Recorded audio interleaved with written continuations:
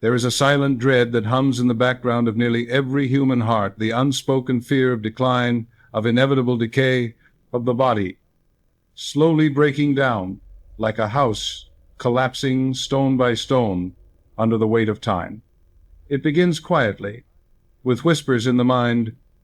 You are not as strong as you once were. Age is catching you. Illness runs in your family. The future holds only weakness. These suggestions, repeated by society, echoed in doctors' offices, reinforced by the stories of our parents and grandparents, enter the subconscious like seeds of poison, and the body obeys them. Wrinkles, fatigue, and pain become not only physical processes but mental programs, rehearsed and reproduced until the body itself is convinced it must grow frail. Many live under this shadow, believing they are powerless against the march of years, bound to decline, sentenced by heredity and circumstance. Yet Joseph Murphy dares to lift a light into this dark corridor. He asks us to challenge the hypnosis of inevitability, to consider that the body is not merely a prison of flesh, but a living temple built by the subconscious mind, and that the subconscious, directed by faith and vision, can rebuild what has been broken and restore what seems lost. He would remind us that decline is not a divine decree, but a human belief impressed upon the inner life until it hardens into experience. The body is obedient, it follows the mental image it is given. If you see yourself as frail, the subconscious produces frailty. If you see yourself as vital, the subconscious produces vitality. And so the question becomes, what image are you commanding your body to follow? The scriptures whisper of a higher law, a law of renewal, a law of resurrection. The spirit of him that raised Jesus from the dead shall quicken your mortal bodies. Quicken means to enliven, to regenerate, to restore with new vitality. This is not a promise postponed until some distant afterlife. It is a present principle, a law of inner resurrection, active here and now. The same spirit that formed your body in the womb, cell by cell, organ by organ, is still within you, still building, still listening for the command you will give. To whisper, I am weak, I am dying, I am old, is to order the inner builder to dismantle. To whisper, I am strong, I am renewed, I am whole, is to call forth resurrection power, to instruct the body to regenerate. Imagine your body not as a house collapsing beyond repair, but as a temple whose stones can be reset, whose walls can be strengthened, whose light can be rekindled. The subconscious mind is the master builder, infinite intelligence the architect, and every word you speak with faith is a command issued to the workers within. Tonight, before sleep, when the conscious guard is lowered and the subconscious lies open, you can whisper into this temple and direct its work. Say, every cell of me is filled with divine life. My body is restored now. The subconscious will not argue, it will not delay, it will take the command and begin to obey. Thus, in this opening step of our journey, we confront the great fear of decline, not with denial, but with authority. You are not sentenced to collapse, you are invited to resurrection. The body may have shown signs of wear, but the spirit within you is timeless, and when you align thought with spirit, the temple of your being can rise again in health, in youth, in strength. Decline is not destiny, resurrection is.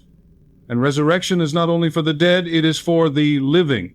The myth of biological finality has cast its shadow over modern thought, persuading countless men and women to bow before the seeming authority of heredity and cellular mechanics, as if genes were jailers and DNA the prison walls of destiny. From every corner of the scientific world comes the refrain, you are your biology. You cannot escape what your cells dictate. Your code is fixed, and your story already written. And so, the average person, hearing this message repeated by experts and absorbed by culture, resigns themselves to what they believe is unchangeable. They point to the diseases of their family tree and say, this is my fate. They look at the statistics of age and decline and murmur, this is my destiny. Yet Joseph Murphy breaks into this fatalistic narrative with the thunder of a higher law, declaring that you are not the passive subject of DNA, but the conscious co-author of your own biological story, and that thought itself is the true command center of life. He invites us to consider DNA not as an immutable sentence, but as a parchment waiting for new writing. Picture your genetic code as a scroll filled with lines upon lines of instruction, yet not sealed but open, its margins spacious, its text responsive to the pen of belief. If the pen writes with fear, guilt, and despair, the lines of sickness and decline lengthen. But if the pen writes with faith, love, and harmony, new lines of health and vitality appear. In this way, DNA is not the tyrant it is made to be, but the obedient scribe of the subconscious, copying into form whatever pattern the mind impresses. Modern science already whispers this truth through the discoveries of epigenetics, where environment and mindset can activate or silence genes. Yet Murphy goes further. Environment is not merely outer circumstance, but inner atmosphere, and the subconscious, bathed in thought and emotion, is the true environment of your cells. What you believe, you breathe into your DNA. What you expect, you command into your very flesh. Philosophically, this is the great liberation. The determinist says you are bound to the mechanics of matter, but the metaphysician replies that matter itself is bound to the mechanics of mind. The determinist says heredity is law. Murphy replies that belief is law, and belief shapes heredity itself. The determinist says the script is locked. Murphy says the script is open, awaiting your words. Thus, when you whisper before sleep, "My cells are governed by divine order, my DNA vibrates with harmony, my body regenerates now," you are not speaking fantasy, but issuing a direct order to the subconscious, which copies the command into the manuscript of your biology. Consider the emotional shift this brings. Instead of approaching the body as a helpless passenger carried along by genetic currents, you approach it as captain of the ship, issuing commands to a crew that listens faithfully. The body is not a stubborn rebel. It is a loyal servant awaiting clear instruction. If you tell it, decay is inevitable, it obeys. If you tell it, renewal is mine, it obeys with equal fidelity. The choice of command is always yours. This truth instills not only hope but responsibility, for every idle word, every anxious declaration is heard and recorded by the subconscious. Murphy therefore urges us to become deliberate, to speak with authority, to write with intention upon the parchment of our being. So the myth of biological finality crumbles in the light of spiritual law. You are not chained to a past inscribed in molecules. You are free to inscribe a present and a future radiant with health, vitality, and renewal. Tonight, when the veil of sleep lowers and the subconscious is most receptive, do not rehearse the myth of decline. Whisper instead the declaration of freedom. I am more than biology. I am spirit commanding form. My DNA is the parchment, and my faith writes the script. The law of inner resurrection governs me now.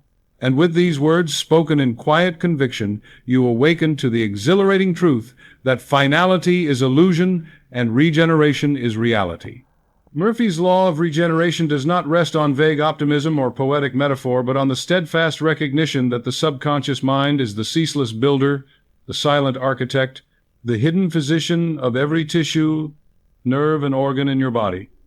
It is this vast intelligence that orchestrates the trillions of cellular transactions each moment, that maintains the delicate balance of blood chemistry, that heals a wound without your conscious awareness, that knits together a broken bone while you sleep. You do not rise each morning and consciously direct your liver to filter toxins or your heart to pump blood through miles of vessels. These functions proceed with immaculate precision because the subconscious mind, charged with the memory of divine order, sustains them. And if the subconscious is already capable of building the body, is it not equally capable of rebuilding it? If it can weave cells from a single fertilized seed into a complete organism, is it not able to restore cells grown weary with age, to replace diseased tissue with new, vibrant life? Murphy's resounding answer was yes. The subconscious mind can regenerate, for it is the very presence of God in action within the flesh. The theological underpinning of this law is found in the eternal declaration of Scripture. The Spirit of him that raised Jesus from the dead shall quicken your mortal bodies. To quicken is to enliven, to regenerate, to restore vitality where decay once reigned. The resurrection power is not a distant miracle locked in sacred history, but a living law present in every human being. Just as spring breaks the grip of winter and brings blossoms from bare branches, so the spirit within you can break the grip of decline and bring renewal to your very cells. Murphy interpreted this not as an isolated event, but as a universal principle. What was demonstrated in Christ is available to all, for the same Spirit dwells in all. Thus, the law of regeneration is not a special intervention, but the natural operation of divine order, waiting only for your cooperation. Imagine then the subconscious as a master surgeon, infinitely skilled, infinitely tireless, working in the silent theater of your body. When you speak words of fear, guilt, or despair, it takes those as surgical instructions and carves weakness into the tissues. But when you speak words of faith, gratitude, and harmony, it follows those commands with equal fidelity, reconstructing the organs, renewing the blood, restoring the nerves. It is impartial, it does not argue, it does not reason. It only obeys the most frequent and most emotionally charged impression it receives. This is why Murphy taught the discipline of whispered affirmations before sleep. In the twilight state, when resistance is lowered, the subconscious accepts suggestion most readily, and those suggestions become the orders it carries out through the night. The spoken word is the scalpel in the hands of the inner surgeon, and every syllable charged with faith directs the operation toward wholeness. Consider the metaphor of a cathedral under repair. Centuries of weather have worn the stones, cracks mar the arches, and dust dims the stained glass. Yet the master builder, equipped with the original design, begins the work of restoration. Piece by piece, stone by stone, he resets the structure, cleanses the glass, and restores the cathedral to its radiant beauty. So too the subconscious, holding within itself the perfect divine pattern, begins its restoration the moment you command it with faith. It does not need to invent the design anew. It remembers the original blueprint of health, youth, and harmony, and it works ceaselessly to reinstate it. And so Murphy declares, if you desire regeneration, do not plead, do not beg, do not despair. Speak with quiet authority to the subconscious, the hidden builder, and it will obey. Whisper before sleep, the spirit within me quickens my mortal body. Every cell is restored, every tissue is renewed. Divine life surges through me now. Say it not once, not timidly, but persistently, until the subconscious accepts it as law. For once accepted, the law of regeneration goes to work immediately, silently, irresistibly, restoring your body according to the perfect pattern. This is Murphy's law of regeneration, that what is impressed with faith upon the subconscious must inevitably be expressed in flesh, and that the Spirit which raised Christ from the dead still works in you, commanding yourselves to rise, to regenerate, to live again. From the very moment we are born, society begins whispering into our ears a subtle but relentless hypnosis. You are getting older. Life is a slow decline. With age comes weakness. Expect pain. Expect disease. Expect the dimming of faculties and the shrinking of possibilities.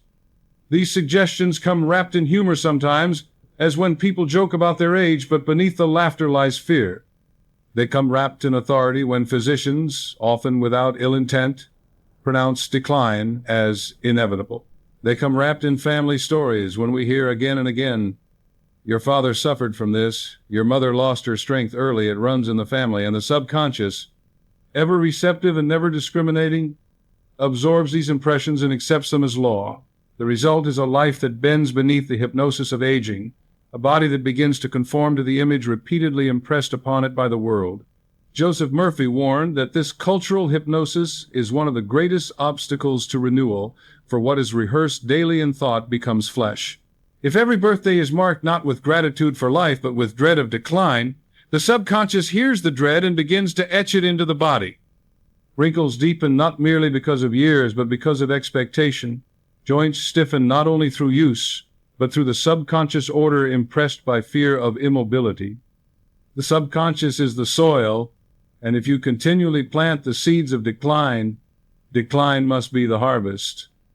Murphy would say, stop hypnotizing yourself into decay. Stop rehearsing the lie of inevitability. Beneath the false program lies the eternal script of God, untouched, uncorrupted, awaiting only your command to reassert itself. To illustrate, imagine a manuscript of great beauty, its words luminous, its meaning profound, but left unattended in a damp room. Over years, rust from the ink bleeds across the pages, mildew stains the margins, and readers conclude the text itself is ruined. Yet, if one dares to clean the parchment, the original brilliance emerges, unspoiled. So it is with the human body. Beneath the stains of false belief lies the perfect code of wholeness. Aging is not an iron decree, but rust upon the manuscript, and the subconscious, once given the order, can cleanse the rust and restore the original writing. The invitation, then, is to reject the mass suggestion that decline is your destiny. When the world says, "Prepare for weakness," whisper instead, "I am strong with the strength of God." When society says, "Expect sickness," whisper, "The healing presence restores me now." When family stories insist, "This runs in your bloodline," whisper, "The life of God flows in my blood. Divine order rules me." These whispered words, especially before sleep, penetrate the subconscious and begin to undo the hypnosis of decline. They are like oil dissolving rust, restoring clarity to the hidden script of vitality. Murphy would press upon his listeners that resurrection is not only for the afterlife, but for the body here and now. To awaken from the hypnosis of aging is itself a resurrection, arising from the tomb of false belief into the garden of truth. The cells are not deaf. They listen to the tone of your inner voice. Speak death, and they obey with decline. Speak life, and they obey with renewal. The myth of inevitable decay is powerful only because it is repeated. But repetition of truth charged with faith is infinitely more powerful. So tonight, when the suggestions of the world still echo in your mind, take back authority. Whisper not the chant of society, but the decree of spirit. I am renewed like the eagle. Every day I grow stronger, younger in spirit, freer in body. My cells obey the law of inner resurrection. As you fall asleep with these words, the subconscious receives them as the new law and begins at once to restore what fear had corroded. The rust fades, the manuscript shines, and the body, once bent beneath hypnosis, rises to reflect again the eternal pattern of God. If the first hypnosis is the suggestion that age must bring decay, the second and often more insidious hypnosis is the identity that forms around illness itself, what Joseph Murphy would call the illness identity. It begins subtly. A diagnosis is given, a symptom becomes persistent, a condition lingers longer than expected. Instead of seeing the ailment as temporary, many begin to weave it into the fabric of their self-image. They say not merely, "I have arthritis," but "I am an arthritic." They do not only acknowledge, "I have diabetes," but affirm, "I am a diabetic." The subconscious, always literal and obedient, takes these words as commands. It fuses the disease with identity, engraving it into the blueprint of the body, making it far harder for regeneration to occur because the body is simply following the script it has been handed. Murphy insisted that no sickness should ever be accepted as identity, for to do so is to hand the subconscious a poisoned decree.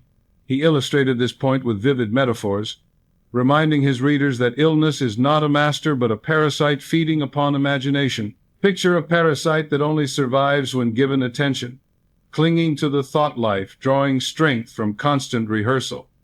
The more the sufferer speaks of the condition, broods over it, claims it as mine, the more firmly the parasite attaches itself, until the host forgets they were ever whole. But the parasite is not invincible. The moment attention is withdrawn, the moment identity is reclaimed as health and wholeness, the parasite withers for lack of nourishment. And so Murphy urged his listeners, stop feeding the parasite of illness with your words, your fears, and your rehearsals.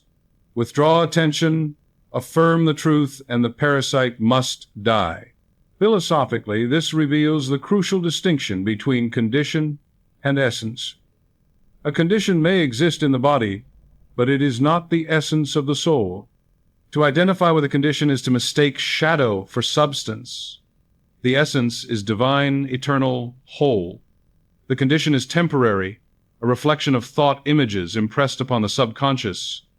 By refusing to equate self with sickness, you reestablish the sovereignty of essence over condition. When you whisper, "I am whole, I am free, I am life itself," you are not denying the presence of symptoms. You are affirming the higher reality that commands the subconscious to dissolve the symptoms. You are reminding your cells that their master is not disease but spirit, not heredity but infinite intelligence. Murphy also emphasized the role of repetition in forming identity.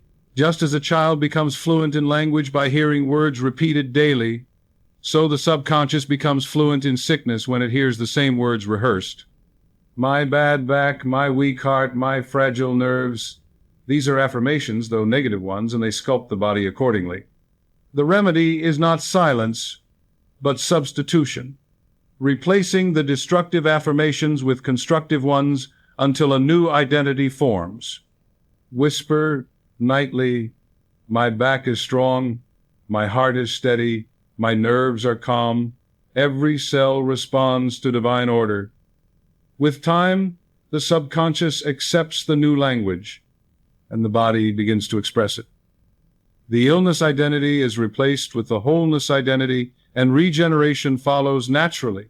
Theologically, this is nothing less than the call of Christ. Lazarus, come forth! Lazarus was bound not only by grave clothes, but by the identity of death itself, yet at the command of the word he rose, shed the wrappings, and walked into life.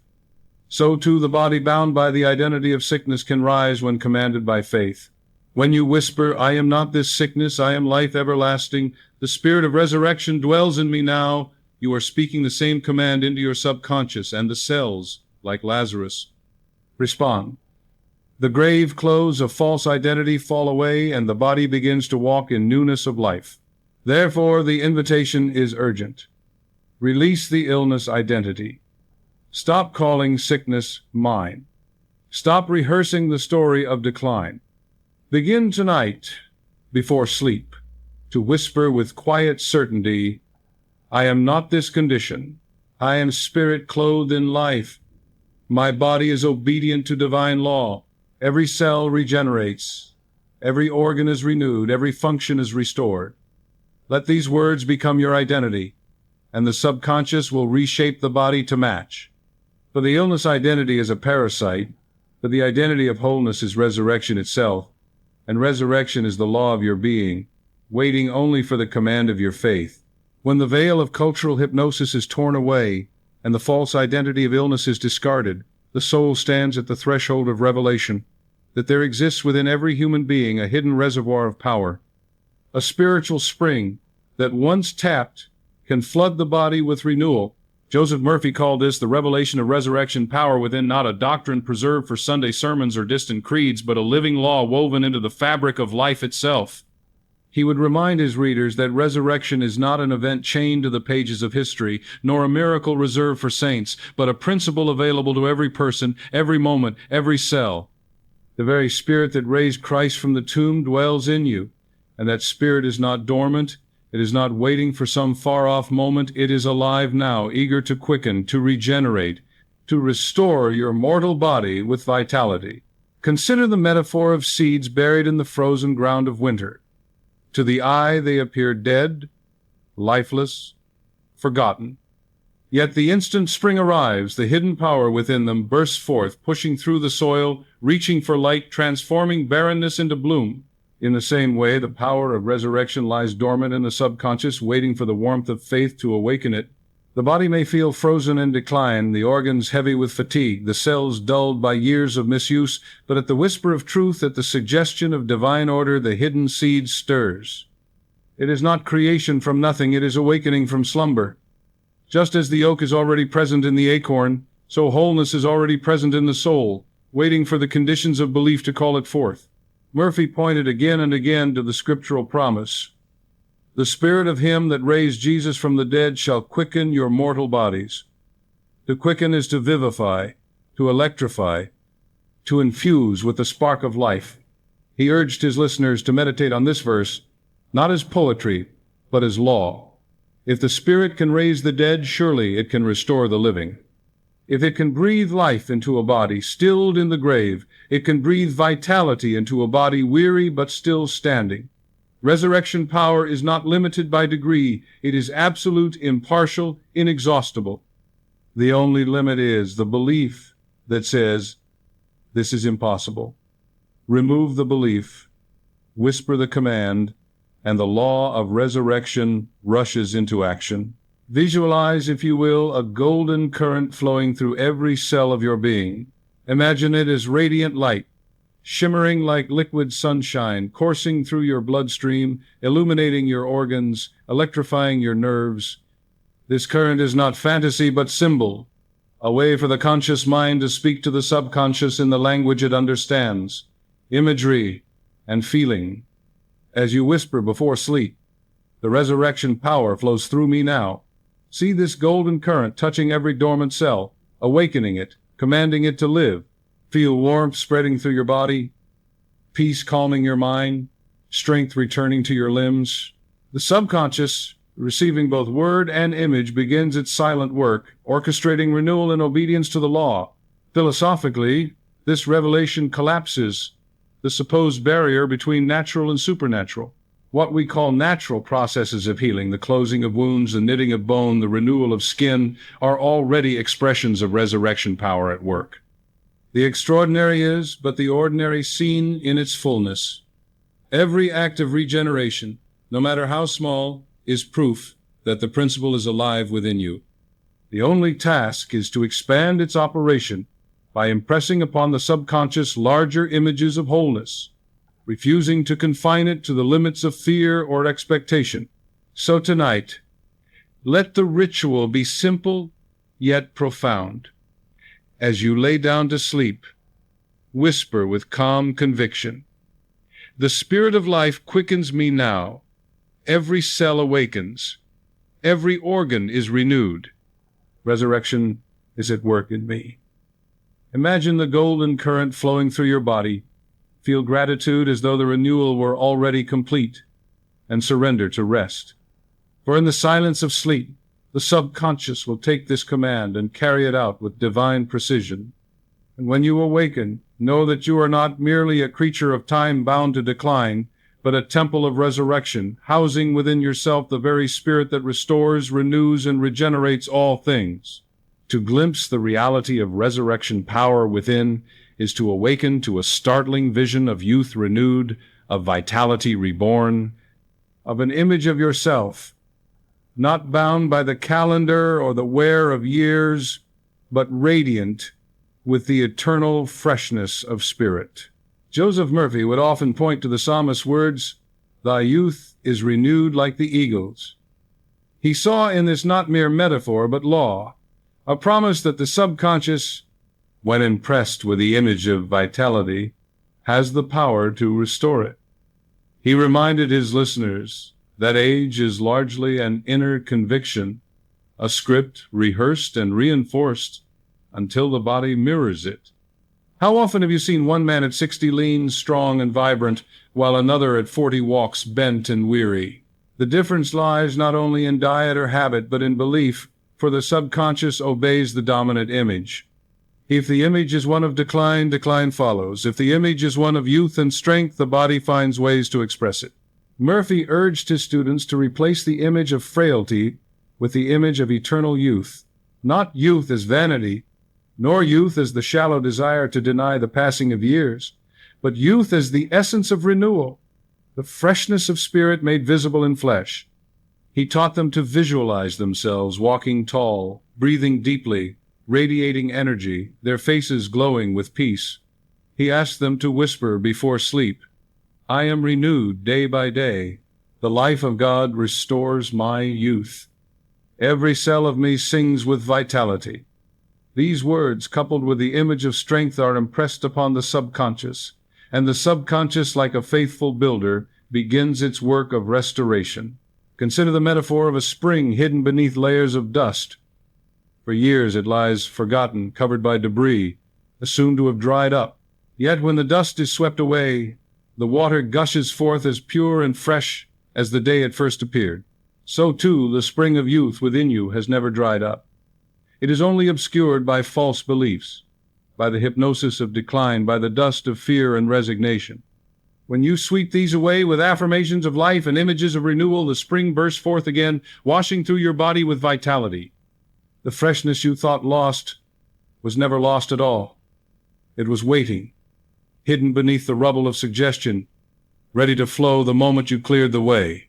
Philosophically, this reveals the profound distinction between chronology and consciousness. Chronology measures years on a clock, but consciousness measures vitality and spirit. You may have lived 40 or 80 years by the calendar, but the true measure of youth lies in the images impressed upon the subconscious. A mind convinced of decline will age a body prematurely. A mind saturated with resurrection images will keep the body supple, vibrant, and strong. Murphy insisted that the subconscious does not keep calendars, it does not know time, it only knows suggestion, and it expresses whatever it is given. If you continually suggest decline, it expresses decline. If you continually suggest renewal, it expresses youth. This is why Murphy pointed to the simple but powerful practice of daily affirmation. To say with conviction, "I am young in spirit, strong in body, radiant in life," is to plant seeds of vitality in the soil of the subconscious. To picture yourself rising each morning refreshed, to feel gratitude as though it were already so, is to water those seeds with faith. Over time, the harvest must appear, for the law is unfailing. What is impressed is expressed, and when it appears, others may marvel, saying, "How is it that you look so alive, so strong, so young?" But you will know the answer. You commanded your subconscious with truth, and it obeyed. So tonight, as you prepare to sleep, do not rehearse the stories of decline. Do not whisper, "I am getting old. I am worn out. I am losing strength." Instead, affirm with gentle certainty, "The Spirit renews me now. My youth is restored. My strength is quickened. Every cell in me vibrates with the joy of life." See yourself moving with ease, smiling with radiance, living with freedom. Let this image be the last impression upon your mind as you drift into slumber. For the subconscious, faithful to its nature, will take this image as blueprint and begin at once to inscribe it upon your body. And in time, you will rise with the strength of the eagle, renewed not by chance but by law, not by fantasy but by faith. And you will know that the image of eternal youth is more than a dream. It is the divine pattern, reasserting itself in you, having unveiled a truth that youth and vitality are not lost treasures but living patterns ready to be reawakened. Joseph Murphy turns to the practical art of reinstating the divine blueprint by learning how to speak directly to the cells of the body. He taught that every cell is alive with intelligence, every atom is obedient, every nerve and tissue is attuned to the commands of the subconscious mind. The body is not a random collection of biological fragments, it is a kingdom, an orderly empire governed by law, where the subconscious reigns as sovereign and the conscious mind acts as herald, issuing decrees. Too often the herald proclaims words of fear, words of weakness, words of resignation, and the kingdom obeys with decay. But Murphy urges us to reclaim our authority, to speak as children of God endowed with creative power, and to issue commands of renewal, healing, and harmony. To speak to your cells is not superstition but spiritual law, for the subconscious receives every word clothed in feeling and transmits it to the body as command. Consider the metaphor of a great orchestra tuning its instruments before a performance. If the conductor waves his baton aimlessly, the violins screech, the horns falter, the percussion pounds without rhythm. Yet when the conductor lifts his hand with clarity, authority, and confidence, the chaos subsides into harmony, every instrument aligning with his intention. So too are your cells like instruments awaiting the baton of your thought. If you command discord by repeating, "I am weak, I am sick, I am tired," they play a discordant tune and the body sinks into disharmony. But if you whisper with faith, every cell responds to divine order, every cell vibrates with life, every cell sings the song of health, then the orchestra of your body begins to play in perfect rhythm once more, and the music of vitality fills your being. Murphy was relentless in reminding his listeners that the subconscious never debates. It does not stop to ask whether your words are logical or whether they conform to the so-called evidence of the senses. It accepts the repeated, emotionally charged command as true, and it works day and night to bring it into manifestation. This is why he insisted on the discipline of whispered affirmations at the gateway of sleep. In that drowsy interval, the conscious critic is subdued, and the subconscious, open and receptive, accepts suggestion most readily.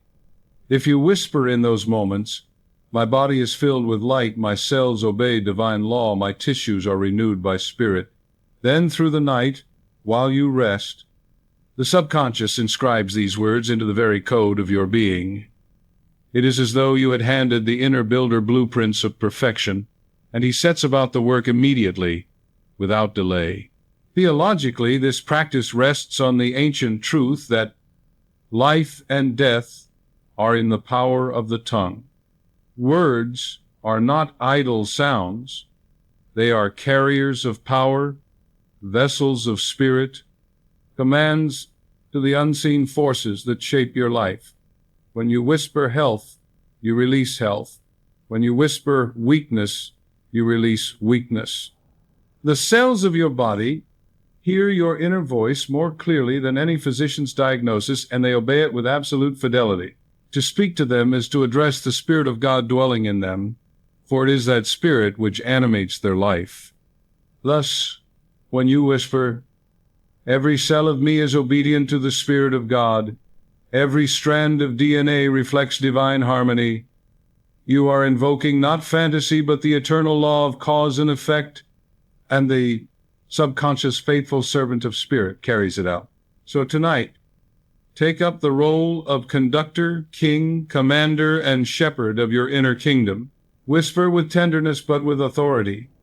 Every cell hears me now. Every cell vibrates with divine life. Every cell is restored and renewed. Do not strain, do not plead, but speak with serene confidence, as one who knows that the law must obey.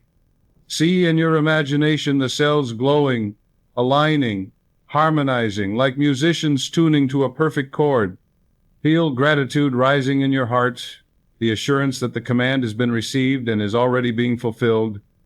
Then surrender to sleep, knowing that through the silent hours, your subconscious, the divine surgeon, the master builder, is carrying out your words, regenerating your body in exact obedience to the decree you impressed upon it. For to speak to your cells is to speak to the temple of God, and the temple always responds when addressed with faith. To speak to your cells with conviction is to exercise the law of the word itself, the immutable principle that the subconscious executes the spoken decree without hesitation or delay, for it cannot distinguish between truth and falsehood, only between command and silence. Joseph Murphy again and again reminded his listeners that words, clothed in belief, are not mere vibrations of air, but spiritual forces that shape substance. Scripture affirms, life and death are in the power of the tongue. And Murphy unveiled this not as a poetic flourish, but as a precise statement of psychological and spiritual law. Every word you speak inwardly or outwardly is heard by the subconscious, and the subconscious, impartial and tireless, translates it into form. When a man mutters daily, "I am sick, I am frail, I am cursed by heredity," he is issuing a decree that the inner builder must obey, and the cells conform.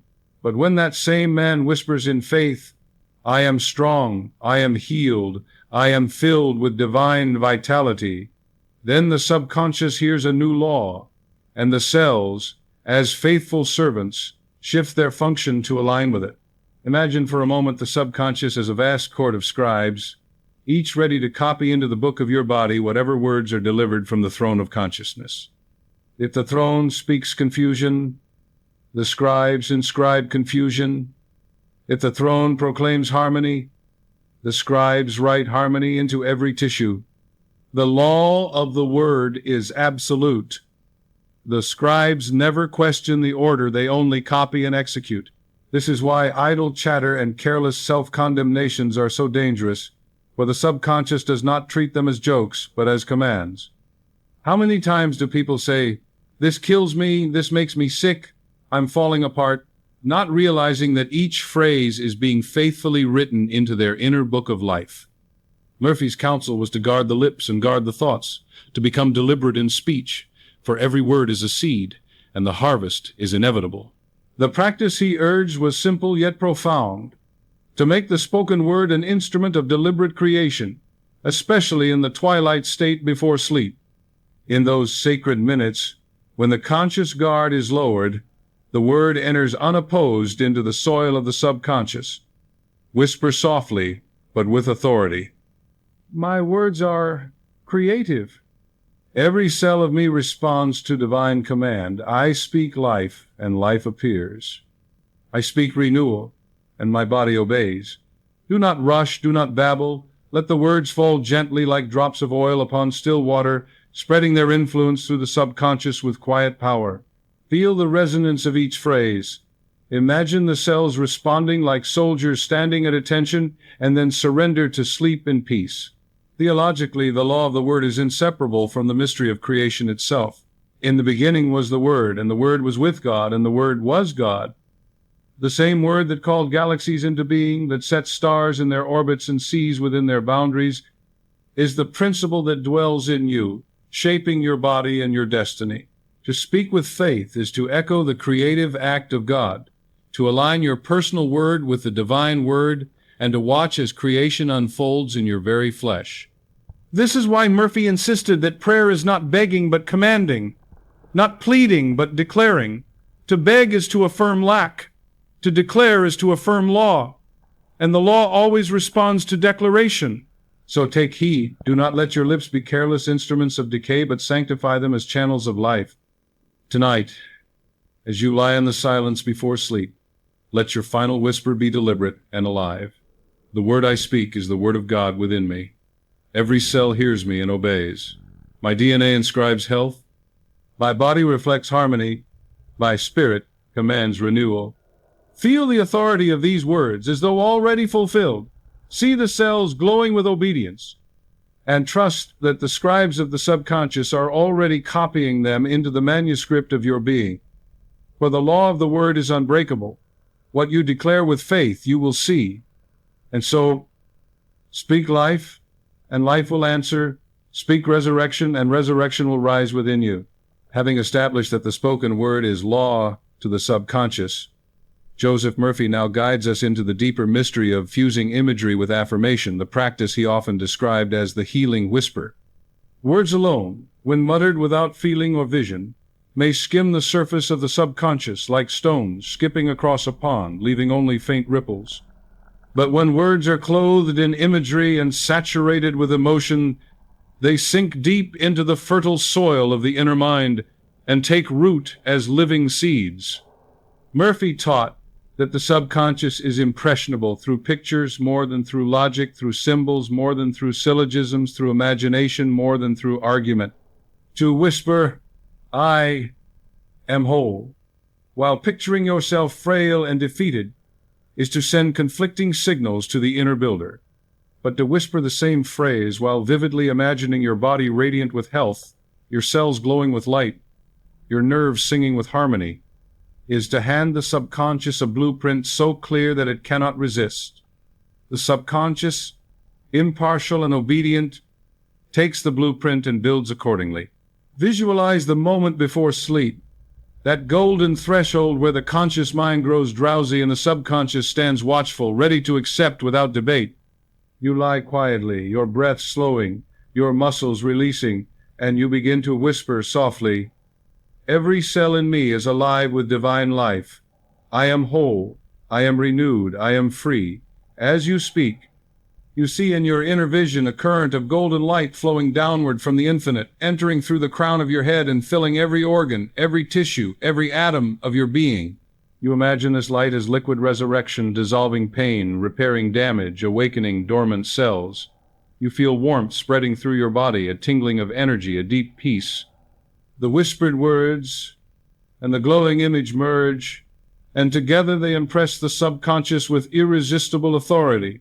And as you drift into sleep, the subconscious continues the work, knitting the pattern of your vision into the very fabric of your body. Murphy likened this to painting a picture for the inner builder. A builder does not construct a house without a plan. He requires a clear design, drawn in detail, showing the dimensions, the angles, the features. Words alone are like vague instructions. Build something good. But words united with imagery are like a detailed plan. Build this house with this roof, these windows, this garden. The subconscious, seeing the plan, sets to work immediately, summoning all inner resources to execute it. This is why visualization is indispensable. It provides the subconscious with a precise image to reproduce. When you combine it with a whispered affirmation, you not only give the plan but seal it with authority, ensuring that the blueprint is carried out. Theologically, this is a reenactment of the divine act of creation. God did not merely say, "Let there be light," as empty syllables. He envisioned light. He willed light. He felt the reality of light, and the universe obeyed. In the same way, your whispered word, when infused with vision and feeling, becomes creative. You echo the divine fiat within your own sphere, and the cells of your body, like galaxies to his voice, align themselves to your command. Murphy would say, "The word is the seed, the image is the soil, the feeling is the sunlight. Together they produce the harvest." So the practice of the healing whisper is both simple and profound. Relax your body, quiet your mind, whisper words of life, and at the same time imagine your body as already whole. See yourself walking with ease, smiling with radiance, living with freedom. Feel the gratitude as if it were already accomplished. Then release the image to the subconscious as you surrender to sleep, knowing that the inner builder has received the command and is already at work. Night after night, as you persist in this ritual, the subconscious will etch the new pattern deeper and deeper into your cells until the outer body conforms to the inner blueprint. This is the healing whisper, not a desperate plea, but a quiet decree, a merging of word, image, and feeling into the law of resurrection, commanding your cells to regenerate. Yet Joseph Murphy did not stop at the healing whisper alone, for he understood that the subconscious, like a child lulled to sleep by a bedtime story, responds not only to isolated words but to entire narratives, to vivid scenes that it cannot distinguish from reality. Thus, he taught the art of creating a mental movie of renewal, a practice in which the seeker, before surrendering to sleep, constructs in the theater of the imagination a scene of health, strength, and vitality, so convincing, so emotionally charged, that the subconscious accepts it as fact and sets about orchestrating its expression. Words are seeds, but pictures are landscapes, and when words and pictures merge, they form a script that the subconscious must enact. Imagine this. You are lying upon your bed, the weight of the day dissolving, the conscious guard lowering its defenses. Instead of replaying the scenes of worry, pain, or failure that so often haunt the mind at night, you deliberately construct a new story. You see yourself rising in the morning, your body light and strong, your face radiant with peace, your movements free and fluid. You picture yourself walking through the day with energy, climbing stairs with ease, laughing with loved ones, accomplishing your work joyfully. You allow yourself to hear the voices of others saying, "You look wonderful, you seem renewed. What has changed in you?" And in that imagined scene, you feel gratitude swelling as though it were already accomplished. The body does not know it is fantasy. The subconscious accepts it as blueprint, and the cells begin their quiet labor to reproduce it.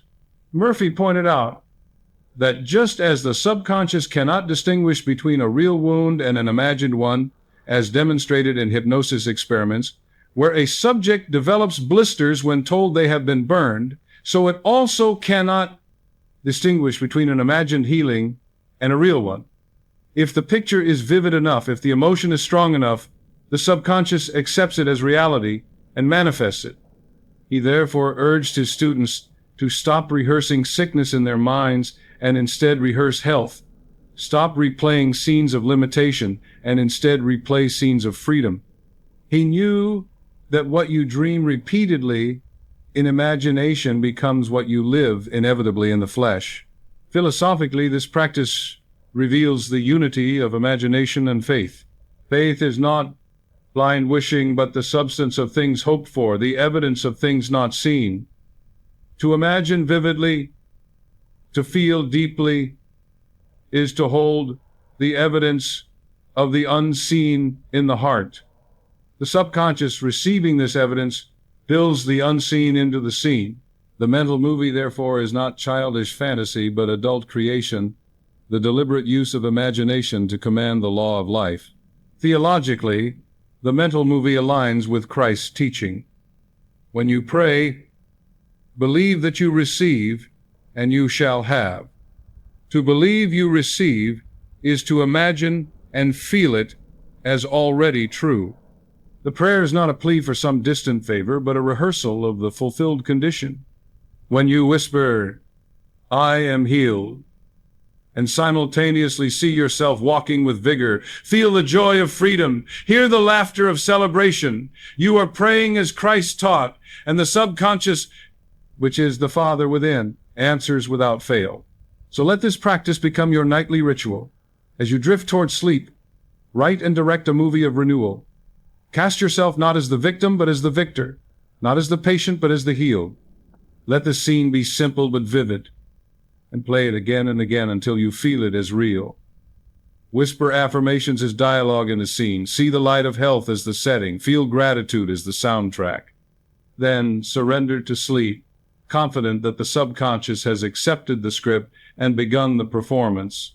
For in the theater of the inner mind, every movie rehearsed becomes the reality expressed, and the law of resurrection ensures that the cells of your body, obedient actors, will play their roles faithfully until the scene of wholeness appears upon the stage of your life.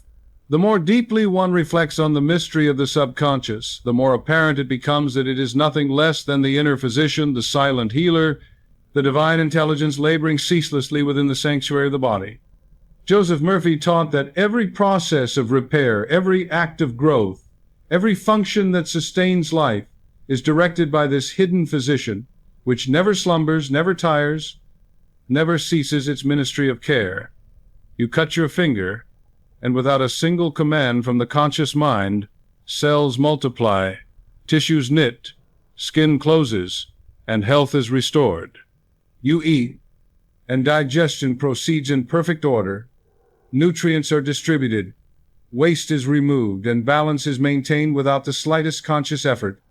The same intelligence that once formed the heart and lungs in the secret silence of the womb now beats that heart and fills those lungs, not by your conscious will, but by the subconscious law of life. This physician knows how to mend, how to replace, how to regenerate, but it always obeys the impression it receives. If the conscious mind supplies fear, resentment, or despair, the subconscious receives those as commands and sabotages its healing work. But when the conscious mind supplies faith, gratitude, and life-affirming images, the subconscious multiplies them into health. Murphy would often liken the subconscious to a divine gardener tending an eternal garden within. If the seeds of sickness are planted by constant focus on disease, the gardener waters them faithfully and produces weeds of disorder. But if seeds of health, harmony, and vitality are sown through affirmations, prayers, and visualizations, the gardener waters those too, and a harvest of wholeness springs forth. The gardener does not discriminate. It only tends what is planted. And so the responsibility rests with you. Will you hand the subconscious weeds or roses, images of death or images of resurrection? The soil is fertile, the gardener tireless, and the harvest inevitable. Your task is simply to sow wisely. Picture this inner physician at work. Imagine a vast workshop where luminous artisans labor tirelessly, each one representing a function of the body. One mends tissues, another purifies blood, another restores nerve pathways, another strengthens bones. They work without complaint, without pause, responding only to the orders transmitted from above. If the conscious mind cries, "I am broken, I am frail, I cannot recover," the artisans lay down their tools and allow disorder to spread. But if the conscious mind whispers, "I am whole, I am strong, the life of God flows through me," they leap into motion, redoubling their efforts, restoring balance, repairing damage, renewing vitality. They do not debate the command, they simply follow it with mathematical precision. Theologically, this points again to the truth that God is not an external surgeon who must be persuaded to operate, but the indwelling intelligence already at work in the hidden depths of your being. Christ's words, "The Father within me, he doeth the works," are the very essence of Murphy's teaching. The subconscious is the channel of this Father, the instrument of his law, the executor of his will.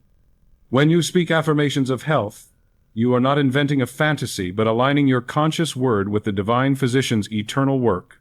You are reminding the inner healer of the perfect blueprint, and it responds instantly, directing your cells to regenerate in harmony with divine order. So, let the nightly ritual take on this deeper recognition. As you prepare for rest, do not merely repeat words mechanically. Whisper with reverence. The divine physician within me restores every cell. The inner gardener waters the seeds of life. The Spirit of God quickens my body now. See in your mind's eye the artisans of the subconscious at their workbenches, crafting health with luminous hands, weaving tissues with golden threads, pouring vitality into your blood. Feel gratitude swelling within you, as though the healing were already complete. Then release it all to the subconscious with the trust of a patient, placing themselves in the hands of the most skilled surgeon, confident that the work is being done perfectly. For the subconscious is your physician, your gardener, your master builder, and when it receives the impression of faith, it regenerates your body with the precision of law and the compassion of God. The testimony of science itself, when rightly interpreted, reveals a startling confirmation of Murphy's law of regeneration, but what the medical world calls the placebo effect is nothing less than proof that belief commands the body and faith edits the very script of DNA. Consider the countless documented cases where patients, convinced that they had received powerful medicine, experienced dramatic healing, though in truth they had been given only sugar pills or harmless injections. Tumors shrank, pain dissolved, wounds closed, not because of any chemical in the treatment, but because the subconscious, persuaded of healing, issued orders to the body to comply. The mere conviction that health was being restored became the catalyst for actual regeneration. To Murphy, this was not anomaly, but demonstration, a glimpse of the universal law, that the subconscious mind always expresses what it is impressed with, and that faith is the true medicine of the soul. He would remind us that Christ himself spoke this law plainly. "According to your faith be it unto you," and again, "Thy faith hath made thee whole." Nowhere did he say, "according to the pill," or "according to the physician's decree," but always, "according to your faith." The healing was not bestowed from without, but released from within. The placebo effect is simply the modern world's reluctant acknowledgement of what the prophets and mystics have always known. Belief is the architect of flesh. If a harmless pill, invested with belief, can catalyze healing, how much more powerful is a deliberate affirmation whispered into the subconscious with conviction, accompanied by imagery of health and gratitude for its fulfillment? Murphy delighted in pointing out that the placebo effect exposes the impotence of fear-based determinism. If the body were truly a machine governed solely by fixed laws of biology, then sugar pills could not produce real healing. Yet they do, because the true governing force is not chemistry but consciousness. The subconscious, when given a suggestion wrapped in expectation, mobilizes every system of the body to fulfill it. Hormones adjust, immune cells rally, neural pathways reconfigure, all in obedience to belief. Placebo is not accident but evidence, the fingerprint of resurrection law upon the human frame. Picture the implications. If false belief in the power of a harmless tablet can summon the body's forces into healing, how much greater is the potential of true belief in the divine law of life, consciously impressed upon the subconscious night after night? Placebo proves that the subconscious obeys suggestion. Murphy calls us to go further, to become the conscious physician of our own destiny, prescribing not sugar pills but living words, administering not inert substances but faith-charged affirmations. When you whisper, "Every cell of my body is quickened by the Spirit of God. Divine life surges through me now," you are providing the subconscious with the most potent medicine of all conviction, clothed in imagery and feeling. Theologically, this transforms the placebo effect from a curiosity into a sacrament of faith. It reveals that God has already placed within you the machinery of renewal, waiting only for your agreement to activate it. The Father within does the works the moment you believe. This is why Murphy would say, your faith speaks louder than your genes, louder than your fears, louder than any prognosis. Genes may carry potentials, but faith decides which ones are expressed. Fear may echo through the bloodline, but belief can silence its voice. So let the lesson be this: never again dismiss the quiet authority of your belief. Do not wait for outer medicine to convince you of inner healing. Instead, each night, whisper your own prescription. Write your own order upon the tablet of the subconscious. Say with conviction, I believe in the law of life within me. My body is restored, my cells obey, my future is radiant with health. Feel it, see it, know it, and rest in peace, for the law is universal. What is impressed in faith must be expressed in form. The placebo effect is but the shadow. The truth is the substance belief regenerates, faith resurrects, and your cells will obey the command of your conviction. Yet Murphy also warned with great urgency that as powerful as faith is in commanding the body into renewal, so too fear possesses a dark potency to issue commands of destruction. For fear is faith inverted, a belief in disaster clothed with emotion, and the subconscious obeys it with equal fidelity. He taught that every repeated fear is a silent order given to the cells, every anxious thought a decree of decay impressed upon the inner builder. A man who constantly mutters, I am afraid of sickness, I am afraid of failure, I am afraid of what runs in my family, is like a commander ordering his own troops to lay down their arms, abandon their posts, and let the enemy march unhindered into the city. The subconscious, impartial and uncritical, hears the command and obliges. It produces in the body the very symptoms feared, weakens the immune system, drains vitality, and even arranges external circumstances to mirror the inner terror.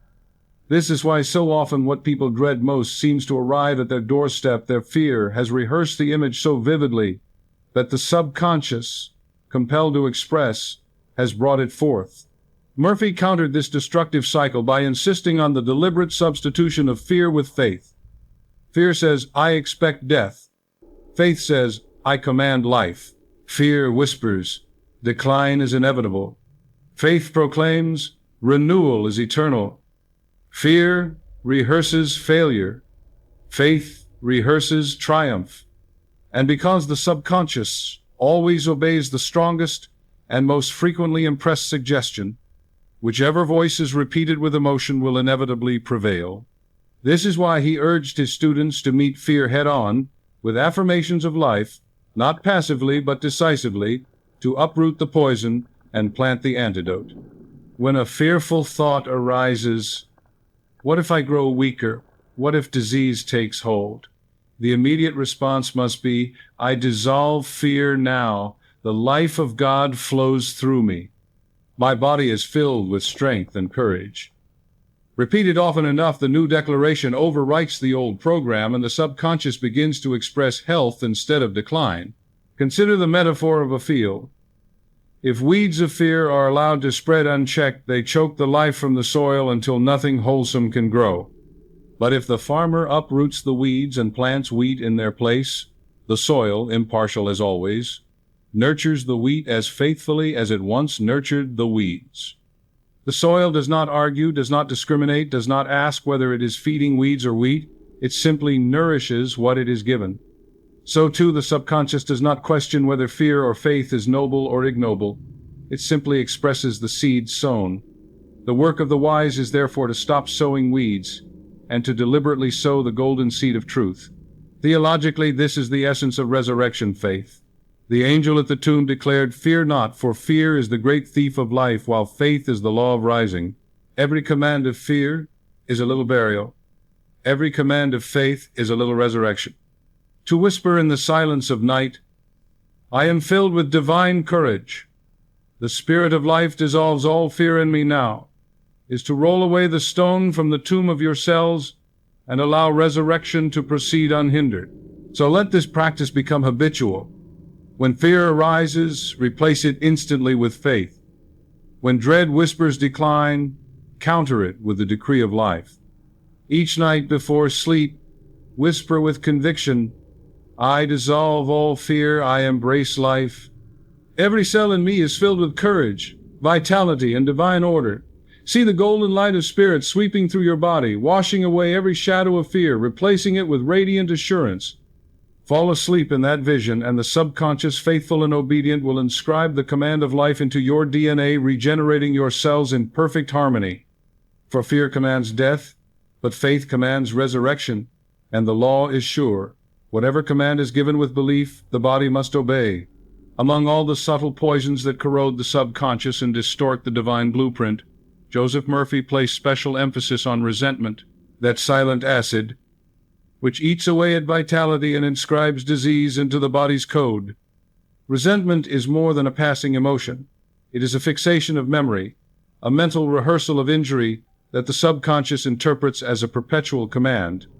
When a man clings to the thought, I was wronged, I was betrayed, I cannot forgive, he is impressing the subconscious with bitterness, and the subconscious, faithful as always, expresses it in the flesh. Tension grips the nerves, acids flood the stomach, joints stiffen, circulation falters. The outer ailment may be labeled arthritis, ulcer, or hypertension, but the root is the inner script of unforgiveness. Resentment is like keeping poison in one's bloodstream, hoping it will harm another. In truth, it is the one who harbors resentment who suffers, for the subconscious, impartial and literal, receives the bitter rehearsal as law and molds the body to reflect it. Murphy insisted that forgiveness is not optional sentiment but essential medicine, the only antidote to the corrosive effects of resentment. Forgiveness is not condoning injustice or pretending the wrong never occurred. It is the deliberate act of releasing the emotional charge so that the subconscious may be cleansed of the poison. He would say, you are tied to the person you resent with chains stronger than iron. Forgive, and you cut the cord. Release them, and you release yourself. The moment you sincerely whisper, I forgive, you are not setting the offender free, but setting yourself free, unlocking the inner prison where your vitality has been trapped. Forgiveness restores circulation not only of blood, but of life, of health, of divine supply. Consider the testimony he often shared of those healed instantly upon forgiving. A woman crippled by years of arthritis found her joints loosening and her pain dissolving within weeks of nightly affirmations. I release him completely. I forgive him and set him free. I am free, and God's love fills me. Her healing was not a miracle in the sense of divine exception, but the simple restoration of divine law. Resentment had poisoned her body, and forgiveness washed it clean. Another man, haunted by ulcers from years of bitterness toward a business partner, began repeating before sleep, I forgive, I release, love fills my heart. In time, the ulcers dissolved, not because of medicine alone, but because the subconscious, freed from bitterness, was able to restore harmony. These are not anomalies, but demonstrations of the principle. What is impressed must be expressed. If resentment is impressed, disease is expressed. If forgiveness is impressed, renewal is expressed. Theologically, this principle shines with the light of Christ's own words. Forgive, and you shall be forgiven. This is not a moral plea alone, but a spiritual law. To forgive is to remove the obstruction from the channel through which divine life flows. Jesus, even on the cross, declared, Father, forgive them, demonstrating that forgiveness is the act of resurrection itself, the refusal to let bitterness bind the soul in death. When forgiveness is whispered into the subconscious, the tomb of resentment cracks open, and the body, like Lazarus, comes forth into newness of life. So tonight, if there lingers in your heart any memory that festers, any wound still replayed, take it into your nightly ritual. Whisper not words of accusation, but words of release. I forgive freely and fully. I release all into the love of God. I am free, and love governs me now. Picture the face of the one you resent surrounded by light. See the chain between you dissolve. Feel the peace that follows as circulation is restored to your body and joy to your heart. Drift into sleep with this release, and know that the subconscious has received its new command. And in the days that follow, observe how the body loosens, how the heart lightens, how strength returns. For resentment is decay, but forgiveness is regeneration. And in the act of forgiving, you command your cells to renew, your tissues to revive, your life to rise again in the power of inner resurrection. When the poisons of fear and resentment have been dissolved and the subconscious has been cleansed of the shadows that distorted its expression, the soul awakens to a revelation as luminous as the dawn itself. That the new self is not something laboriously built from fragments of brokenness, but something eternally present, waiting to be revealed. Joseph Murphy proclaimed that regeneration is not the invention of a new being, but the unveiling of what has always been hidden beneath the veils of false belief. The divine blueprint of perfection, written by infinite intelligence, is indestructible. It cannot be erased by heredity. It cannot be destroyed by time. It cannot be annihilated by disease. It may be obscured. It may be forgotten. It may be overlaid with years of fear and doubt, but it remains intact, like the sun behind clouds, radiant and unchanging. Thus, to command your cells to regenerate is not to impose an alien idea upon them, but to remind them of what they have always known, that their true pattern is harmony, their true essence is vitality, their true origin is God. Philosophically, this realization dissolves the tension between determinism and freedom. You are not bound by an iron destiny scripted by DNA, nor are you condemned to invent your future from nothing. Rather, you stand at the intersection of eternal design and conscious choice. The eternal design is the blueprint of perfection, already written, eternally available. Conscious choice determines whether you align with that design or continue rehearsing the corrupted copies of fear. To say, "I am whole," is not to manufacture wholeness, but to choose alignment with the original script. To say, "I am renewed," is not to deny time, but to invoke timelessness. To say, "I am strong," is not to boast, but to affirm what infinite spirit has already implanted in your being. Freedom lies not in rejecting the divine plan, but in reasserting it, claiming it, embracing it as your present reality. Murphy often illustrated this truth with the metaphor of a software system corrupted by viruses. A computer may be slowed, its functions distorted, its files corrupted, but the original operating system remains stored and can be reinstalled to restore order. Likewise, the subconscious may have been programmed with false images, negative emotions, destructive affirmations, but beneath it all, the divine operating system remains untouched. When you speak words of truth, when you visualize harmony, when you feel gratitude, you are in effect reinstalling the original program, erasing the malware of fear, resetting the system to its pristine design. The body responds immediately. Cells reorganizing, tissues regenerating, circumstances realigning, for the builder always prefers the flawless plan once it is brought back to memory. Theologically, this is the meaning of Paul's declaration. Be ye transformed by the renewing of your mind. Transformation is not the creation of something foreign, but the unveiling of what has always been. Renewal is not fabrication, but remembrance. To renew the mind is to remind the subconscious of its true orders, to call forth the image of God already imprinted within. This is why Murphy insisted that no one is beyond regeneration, no matter how many years have passed or how deep the sickness is gone. The divine pattern is eternal, and the moment you affirm it with conviction, the subconscious responds and renewal begins. So let this truth be your declaration tonight. You are not building a new self from scraps. You are revealing the self that has always been whole. Whisper with conviction, the new me is already here. I am whole now. The divine blueprint governs every cell. I am restored to my original design of perfection. Visualize yourself radiant, free, joyful, strong. Feel gratitude rising as though it were already done. Then rest, knowing that the subconscious has received the order and is faithfully executing it, not as something foreign, but as the reassertion of your true self. For the new you is not future, it is present, it is now, it is the eternal reality unveiled by the law of inner resurrection. And once this luminous truth begins to dawn upon the mind, that the new self is already inscribed in the eternal blueprint, and that every act of faith is simply the unveiling of what has always been present, there naturally follows a profound shift in how one views the future. For Joseph Murphy taught with unshakable conviction that the future is never a cruel accident, never the blind unfolding of heredity or the inescapable continuation of the past, but the obedient child of faith. Just as the subconscious builds the body according to the impressions it receives, so too it builds the circumstances of tomorrow from the images planted in it today.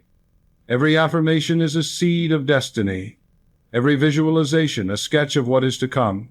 Every whispered word before sleep, a decree inscribed upon the scroll of time. Thus, to command your cells to regenerate is also to command your future to renew, to rise, to flourish according to the divine pattern. Murphy would often use the parable of the farmer, reminding his listeners that no farmer plants corn and then expects to reap thorns, no wise sower scatters weeds and then prays for wheat. The soil does not argue with the seed, it simply reproduces in kind. In the same way, the subconscious, that eternal soil of the soul, never argues with the seeds of belief planted within it. If you plant fear, you reap failure. If you plant faith, you reap fulfillment. If you plant images of decline, the future obligingly arranges itself as decline. If you plant images of renewal, the future cannot help but manifest renewal. The soil of the subconscious is always fertile. What matters is the quality of the seed. Think of destiny not as a fixed script, but as a canvas stretched wide before you, awaiting the strokes of your imagination. If you paint in grays and shadows, convinced that tomorrow must be an echo of yesterday, then the picture will reflect that gloom. But if you take up the brush of faith and dip it in the colors of gratitude, joy, vitality, and abundance, then the canvas will glow with light, and your life will gradually conform to that radiant image. The subconscious, impartial as ever, is the painter who fills the canvas with whatever colors the conscious mind supplies. The future, therefore, is not a tyrant looming over you, but a servant awaiting your instruction. Theologically, this principle resonates with Christ's teaching. According to your faith, be it unto you. He did not say, according to your heredity, according to your circumstances, according to your statistics, but always according to your faith. Faith is the seed that writes the future, the spiritual DNA that codes tomorrow's events. Murphy explained that when you whisper before sleep, "My path is guided, my body is whole, my future is radiant with life," you are not making idle wishes, but programming your subconscious with orders it must carry out. The unseen currents of life begin to move, circumstances align, opportunities appear, and even the cells of your body respond to this decree. Philosophically, this realization is liberation itself. It means that you are no longer a prisoner of the past, chained to old mistakes or ancestral shadows. You are the architect of tomorrow, the co-author with God of the script that unfolds. Your future is not dictated by the years already lived, but by the images impressed tonight. When you align those images with the eternal blueprint of resurrection, your destiny cannot help but reflect renewal. To whisper nightly, "My future is coded with vitality, joy, and divine harmony," is to write a living prophecy, and the subconscious, faithful as law, will fulfill it in due time. So, let this be your practice. Each night, after affirming health for your cells, extend the decree to your destiny. Whisper, "My future is bright, my steps are guided, my days overflow with life. Divine order directs my path, and everything unfolds for my highest good." Picture yourself moving into tomorrow with confidence, doors opening before you, opportunities arising, strength surging through your body, peace radiating from your soul. Feel gratitude as though you are already walking in that future. Then surrender to sleep, knowing that you have planted the seeds of destiny in the fertile soil of the subconscious. And in time, as surely as harvest follows sowing, the future will bloom according to the seeds you have chosen. For your destiny is not heredity, not chance, not fate. It is the child of your faith, and faith commands resurrection. And now, having walked through the valley of fear and resentment, having uncovered the divine blueprint hidden beneath the corrosion of false belief, having proclaimed that the new self is already written, and that the future is but the child of faith, Joseph Murphy leads us to the great act of integration, the nightly ritual of resurrection. For knowledge alone is never enough. Law unpracticed is law unrealized. The subconscious is not moved by theories or arguments, but by repetition, by imagery, by suggestion, clothed in feeling. Just as a sculptor does not reveal beauty from marble by striking once, but by steady chiseling day after day, so too must we impress the subconscious steadily with the image of health and wholeness until the stone of the old self gives way to the radiant form within. Murphy therefore prescribed a sacred practice to be performed at the close of each day, a practice so simple in form yet so profound in power that it can rewrite the very code of one's being. The ritual begins with release the letting go of tension in the body and worry in the mind. You lie down upon your bed, close your eyes, breathe deeply, and let the muscles soften, the heartbeat steady, the thoughts slow. This relaxation is not mere comfort. It is the signal to the subconscious that the guard of reason is lowering, that the gates are open, that suggestion may enter unhindered.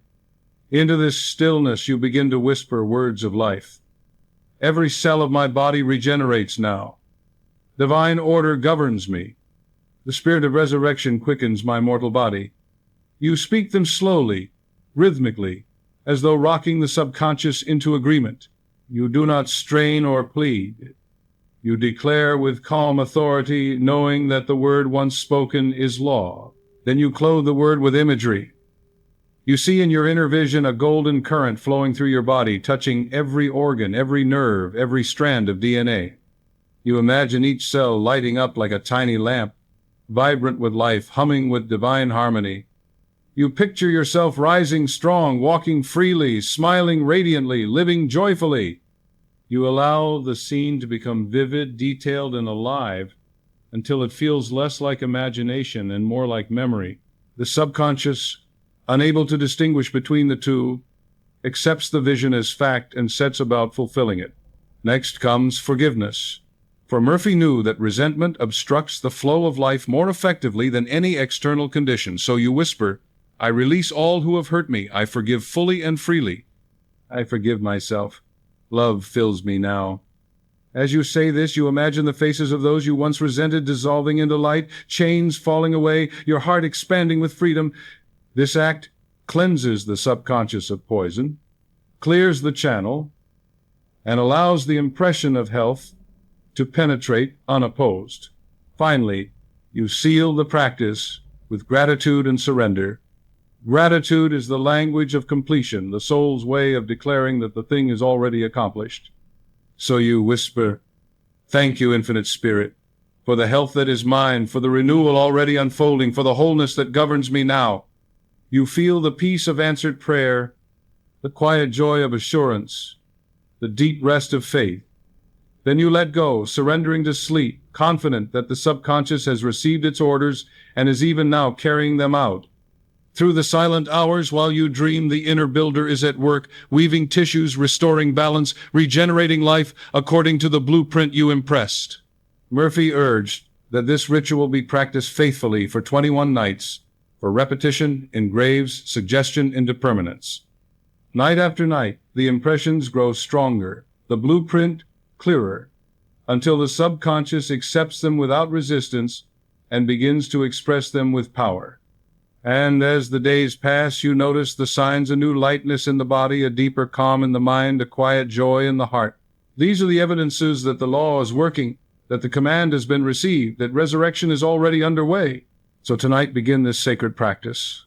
Whisper your affirmations, paint your visions, release your resentments, express your gratitude, and surrender to sleep. Do this not as a desperate attempt, but as a confident decree, knowing that what is impressed must be expressed, and that the spirit of resurrection dwelling in you cannot fail. For this is the law of inner resurrection, that every night is a death to the old self and a rising into the new, every whisper a command to your cells, every image a decree to your destiny. Practice it faithfully, and you will discover the miracle that Murphy proclaimed that decline is not your inheritance, regeneration is, and the law of life within you will always answer the command of faith. At the summit of this journey, when all has been spoken and practiced, Joseph Murphy would leave his listeners with the crowning truth that resurrection is not a distant hope nor a symbolic doctrine, but a living reality that can be claimed here and now, in this very moment, by the declaration of faith.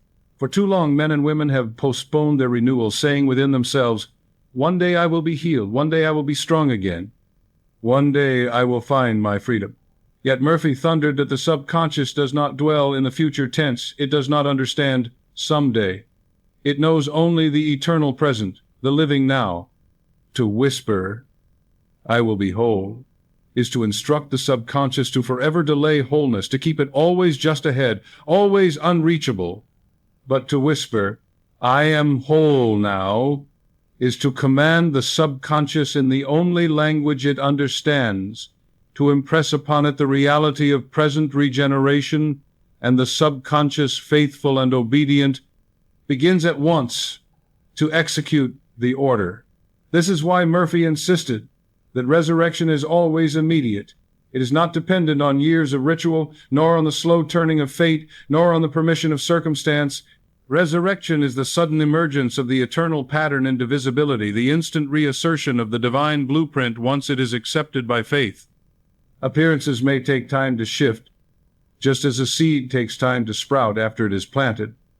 But the inner reality is established the moment the suggestion is impressed. The law begins its work in silence, unseen but inexorable, and the outer result will come in its season. The key is to declare it now, to feel it now, to believe it now. Imagine the dawn breaking after a long night. For hours the world lies in darkness, and one might despair that the sun will never rise. Yet in an instant the first light appears on the horizon, and the certainty of day banishes every fear of endless night. So it is with the declaration of resurrection. The very moment you affirm it, the darkness of despair begins to recede, and the light of renewal shines in your heart, announcing that the day has already begun. You may not yet see its fullness, but you know it is inevitable, because the dawn is already present. Philosophically, this truth is the final liberation from determinism. You are not a creature of time dragging the chains of yesterday into tomorrow. You are a spiritual being living in the eternal present, where God's law is always active. To affirm now is to step outside the illusion of delay and to enter into alignment with reality as it is in spirit. The body must then follow, for it is but the servant of the mind, and the mind that accepts wholeness now commands the body to express it. Theologically, this is nothing less than the gospel of resurrection applied to the individual soul. Christ declared, "I am the resurrection and the life, not I will be, but I am." In that eternal present, Lazarus was raised, the sick were healed, the blind received sight. When you echo that I am in your own whispers, I am whole, I am strong, I am renewed, you are not imitating but participating in the same law, the same spirit, the same eternal life that raised Christ from the grave. This is the essence of divine inheritance. To live in resurrection now, not to postpone it for some other world or time. So tonight, seal your practice with a final declaration. As you lay down and the veil of sleep descends, whisper slowly, reverently, with feeling, "I am whole now. I am strong now. The resurrection power quickens me now. Every cell of me vibrates with divine life now. Let the word now ring like a bell in your heart, dissolving every delay, every doubt, every shadow. Feel the truth of it as though already embodied. See yourself radiant with strength. Hear yourself speaking with joy. Walk in imagination as though it were already accomplished. Then surrender to sleep, knowing the subconscious has received the decree and is already carrying it out. For this is the final mystery Murphy revealed. Resurrection is not tomorrow. It is today. It is not later. It is now. And when you dare to speak it, to feel it, to believe it, the law cannot fail, the body cannot resist, the cells cannot disobey. The command of faith is the command of God within you, and it is always answered. Say it, whisper it, live it. I am whole now. And as you do, the dawn of resurrection breaks within, and your life rises into the radiant day of renewal, having entered into the radiant realization that resurrection is not future but present, that the divine blueprint is active now and the body must obey the command of faith. Joseph Murphy would not leave the seeker with a merely private vision of wholeness, but would expand their horizon to embrace destiny itself as the field of resurrection. For he taught that just as the cells respond to the word of command, so too does the future respond to the pattern impressed upon the subconscious. The future is not some dark, uncharted forest into which we stumble blindly, but a garden planted with seeds of thought, watered by emotion, and harvested in due time.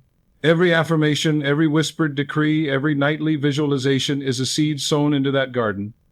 And just as surely as an acorn cannot yield thorns nor a weed blossom into roses, so the seeds planted in the subconscious determine the harvest of destiny. If you whisper, decline, the future unfolds as decline. If you whisper resurrection, the future rises as renewal. Murphy loved to insist that destiny is not fate but faith. Fate is the word of bondage, the belief that one is chained to heredity, to environment, to the shadows of the past. Faith is the word of freedom, the conviction that the spirit within is greater than circumstance, greater than genetics, greater than statistics, greater even than time. When you whisper before sleep, my future is guided by divine wisdom. My path is straight, my days overflow with life, my destiny is radiant with abundance. You are planting in the subconscious the blueprint of a future so luminous that it cannot help but manifest in due season. The subconscious, impartial as ever, sets about arranging people, opportunities, and even the chemical life of your body to reflect that image. Consider the metaphor of a sculptor facing a block of marble. To the untrained eye, the marble is a dead mass, cold and heavy. But to the sculptor's imagination, the figure is already present within. He need only remove the excess stone to reveal it. So too is your destiny already present within the subconscious. What you believe, you carve. What you imagine, you reveal.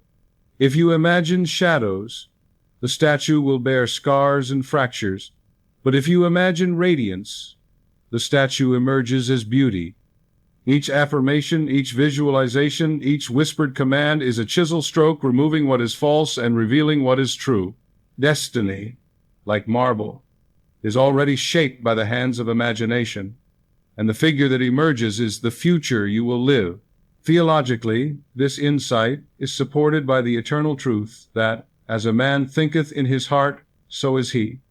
The heart in Scripture is the subconscious, the inner workshop of faith.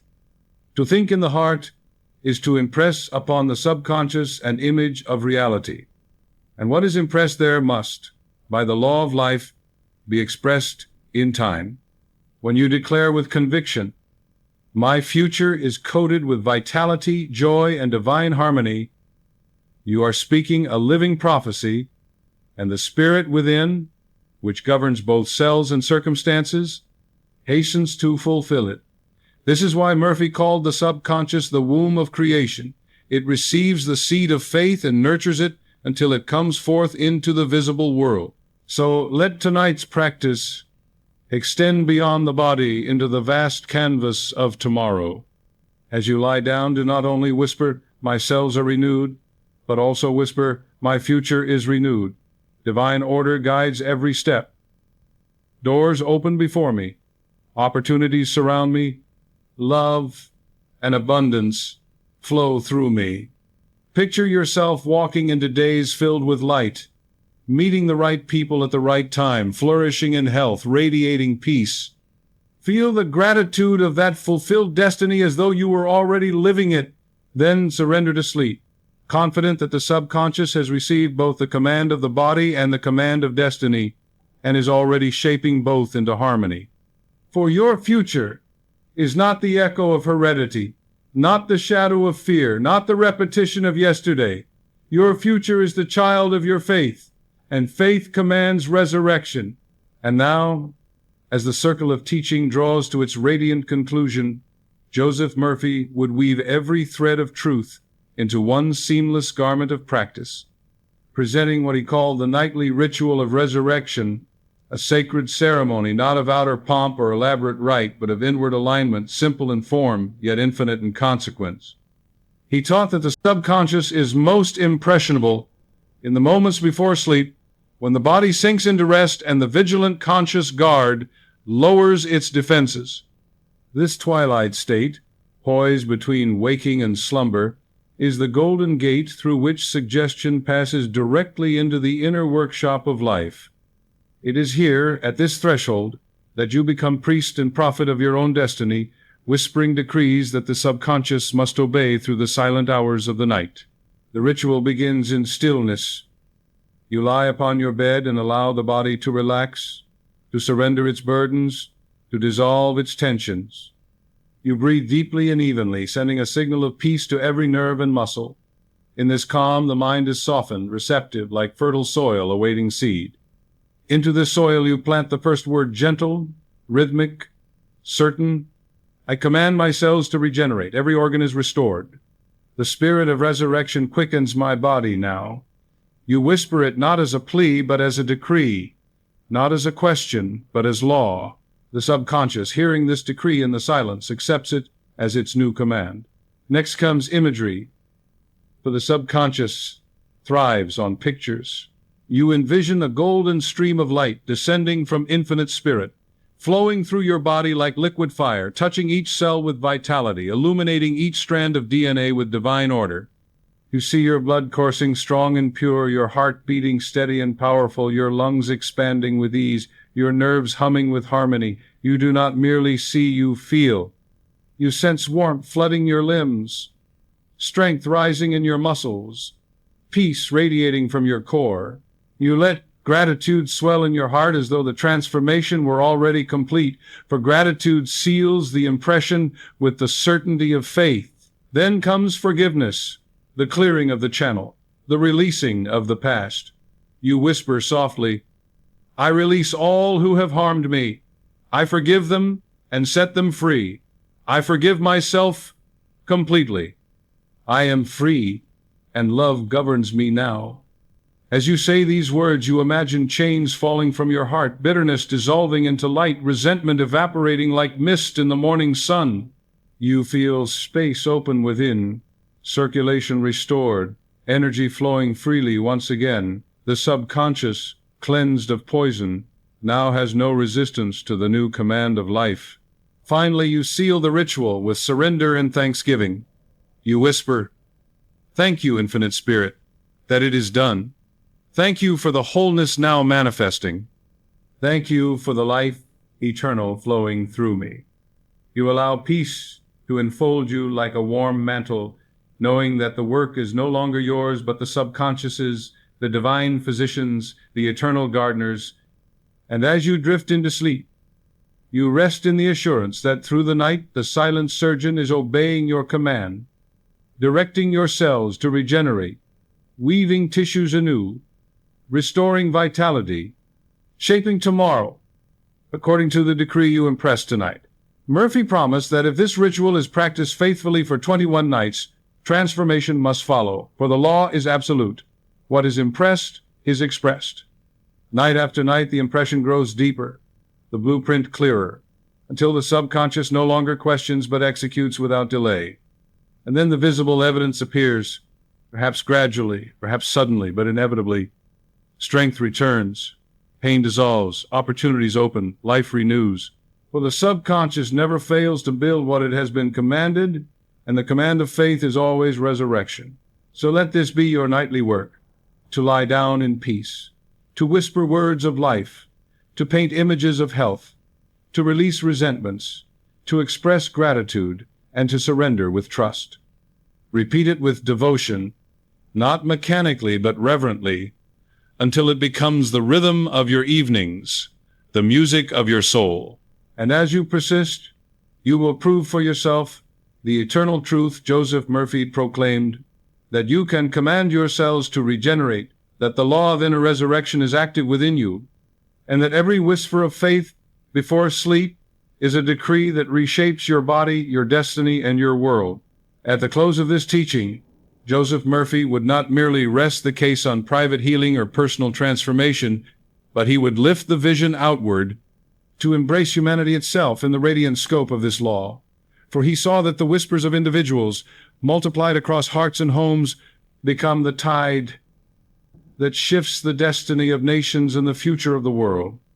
Just as each cell in the body responds to the command of the subconscious, so too each soul in the human family contributes to the subconscious of the race, that vast collective field where the fears of centuries and the faith of saints intermingle and give birth to the currents of history. Wars, poverty, epidemics, and decline are not merely the workings of blind fate, they are the harvest of collective fear impressed upon the world's subconscious.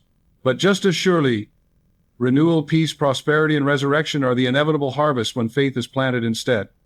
Thus, every whisper of health before sleep is not only medicine for your body, but a ripple in the ocean of humanity's soul, carrying its vibration outward into the whole. Murphy would tell his listeners that the awakened soul has a responsibility as well as a privilege. Once you know that the subconscious obeys every impression, you can no longer afford to whisper fear, to rehearse hatred, to indulge resentment, for those impressions do not stop at your skin. They radiate outward, mingling with the collective atmosphere. But the reverse is equally true. Every affirmation of love strengthens the climate of love on earth. Every declaration of health contributes to humanity's healing. Every vision of abundance enriches the field of supply. Imagine, then, what could happen if thousands, tens of thousands, millions of men and women around the world lay down each night and whispered not despair but resurrection, not fear but faith, not resentment but forgiveness, not decline but renewal. Imagine the collective subconscious, long poisoned by fear, being cleansed by a flood of whispered affirmations of divine order. The tide of history itself would turn, for the law that governs the individual also governs the whole. Consider the metaphor of a choir. One voice may sound frail, wavering in the night, but when voices multiply, the harmony swells until the very walls tremble with resonance. So too with the whispers of faith. Alone, your affirmation renews your own body, reshapes your own destiny. But joined with countless others, it becomes a hymn of resurrection that reverberates through the subconscious of the race, commanding not only your cells, but the cells of humanity to regenerate, to rise, to be restored. Wars dissolve in the presence of forgiveness. Poverty evaporates in the atmosphere of abundance. Disease retreats before the decree of health. The world is rewritten one whisper at a time. Theologically, this is the unfolding of the kingdom of God within and among us. Christ prayed, "Thy will be done on earth as it is in heaven." Heaven is the eternal blueprint of harmony, untouched, uncorrupted. Earth is the field where that blueprint must be impressed, and each whisper of faith is a stroke of alignment, a decree that heaven's pattern be mirrored here. When enough souls agree in their subconscious, when enough voices whisper the law of resurrection, earth itself must yield. For what is impressed must be expressed not only in one body, but in the body of humanity. So tonight, as you prepare your own ritual, remember that you do not whisper alone. With you are countless others who long for renewal, who believe in the law, who practice the same affirmations in their own solitude. Join your voice with theirs in spirit. Whisper not only, "I am whole," but also, "Humanity is whole. Love governs the world." The spirit of resurrection renews the earth now. Imagine the globe itself bathed in golden light, every nation, every people, every soul vibrating with the harmony of God. Feel the gratitude as though it were already accomplished. Drift into sleep with this universal vision, and know that your whisper has joined a chorus that is rewriting the very DNA of the race. For the law of inner resurrection is not confined to the individual. It is cosmic, it is universal, it is eternal. It calls every cell, every soul, every society to rise from the tomb of fear into the garden of faith. And as you whisper tonight, remember that you are both participant and prophet in this great unfolding, a voice in the hymn of humanity, commanding not only your own cells, but the cells of creation itself to regenerate, to renew, to live again. At last, Joseph Murphy would bring the seeker to the final seal, the closing cadence of the symphony, where all teachings converge into one luminous certainty, that the whispers you speak in the silence of your heart are not passing echoes, but eternal decrees that shape the architecture of your destiny and ripple into the collective soul of humanity. He would remind his students with solemn joy that nothing is ever wasted, no word spoken in faith ever falls into emptiness, no affirmation whispered before sleep is ever lost, no image of wholeness ever dissolves into nothingness. Each one is a seed sown in the garden of the subconscious, and each seed must by law bring forth fruit in its time. Therefore, he urged his followers to walk in reverence, to guard their thoughts, to sanctify their words, to choose their feelings as carefully as a sculptor chooses his tools, for they are not trivial energies, but the building blocks of life itself. Murphy would often liken the nightly whisper to a spark struck in the darkness. Alone, it may seem small, flickering, fragile, but repeated again and again, the sparks kindle into flame, and the flame grows into fire, and soon the fire cannot be quenched. So it is with the practice of affirmation. One whisper may seem inconsequential, 2 whispers may seem faint, but 21 nights of whispers engrave a groove in the subconscious so deep that nothing can erase it, and then the body, the circumstances, and the future must conform. The subconscious is law. It cannot resist what is persistently impressed. This is why he declared that destiny is not written by chance nor dictated by heredity, but authored by the soul that dares to whisper truth with conviction night after night until truth becomes flesh. Consider how this realization transforms the rhythm of daily life.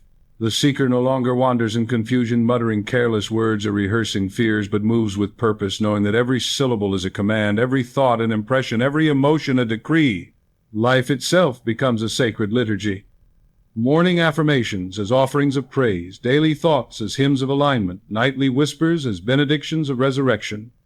The seeker becomes priest and prophet of their own temple, ministering to the cells of their body, speaking to their subconscious as one speaks to a beloved child, guiding it gently but firmly into the paths of health, joy, and abundance. Theologically, this is the fulfillment of the divine promise. Behold, I make all things new, not some things, not occasionally, not in some distant future, but all things now.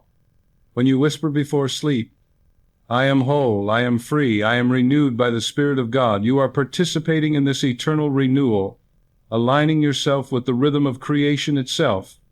You are no longer waiting for heaven to descend, you are bringing heaven into expression in your body, in your future, in your world. The resurrection is not a hope deferred, but a reality claimed, and every whisper is a stone rolled away from the tomb of false belief, releasing the light of eternal life already dwelling within you. So let this be the final call. Whisper as though the world depends upon it, for it does. Whisper as though your cells are listening, for they are. Whisper as though God himself is speaking through you, for he is.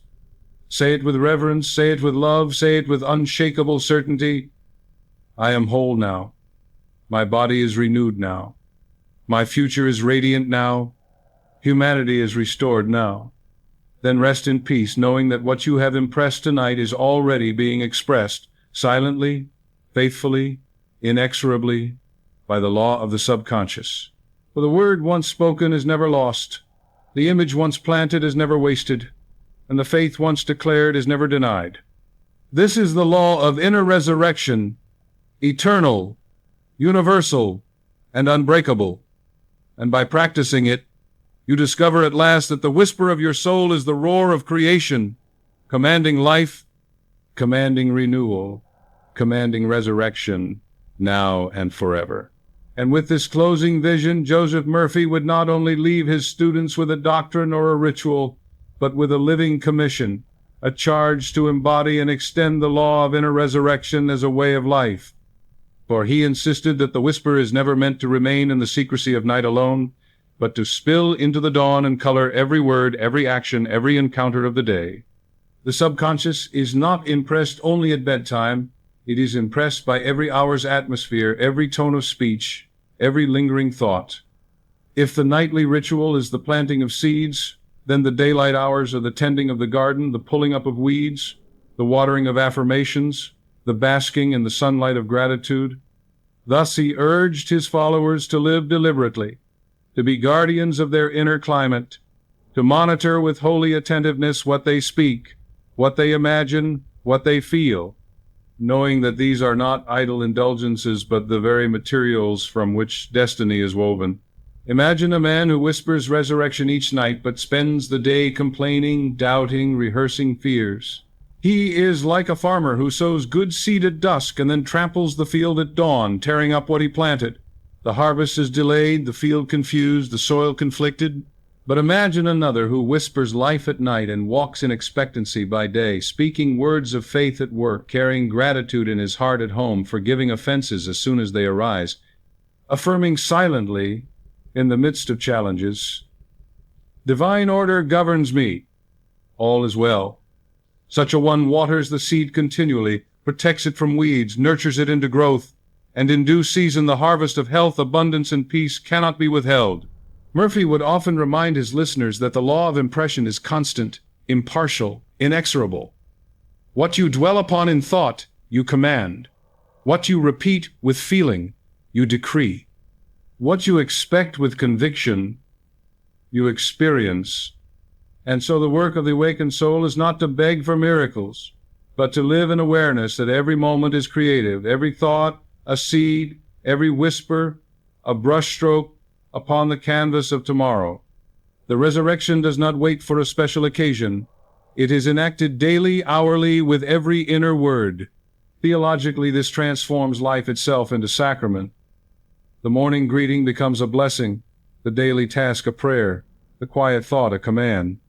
Paul's exhortation to pray without ceasing is fulfilled, not in constant verbal petitions, but in the steady maintenance of a consciousness aligned with truth. To live with awareness of the law is to live in continuous prayer, continuous creation, continuous resurrection. The kingdom of God is no longer confined to the temple or the church, but becomes the atmosphere of the soul, carried everywhere, active always, whispering silently yet shaping visibly. So let this be your practice beyond the ritual, to carry into the day the same reverence, the same expectancy, the same authority with which you whisper at night. Guard your words in conversation. Let them be seeds of life.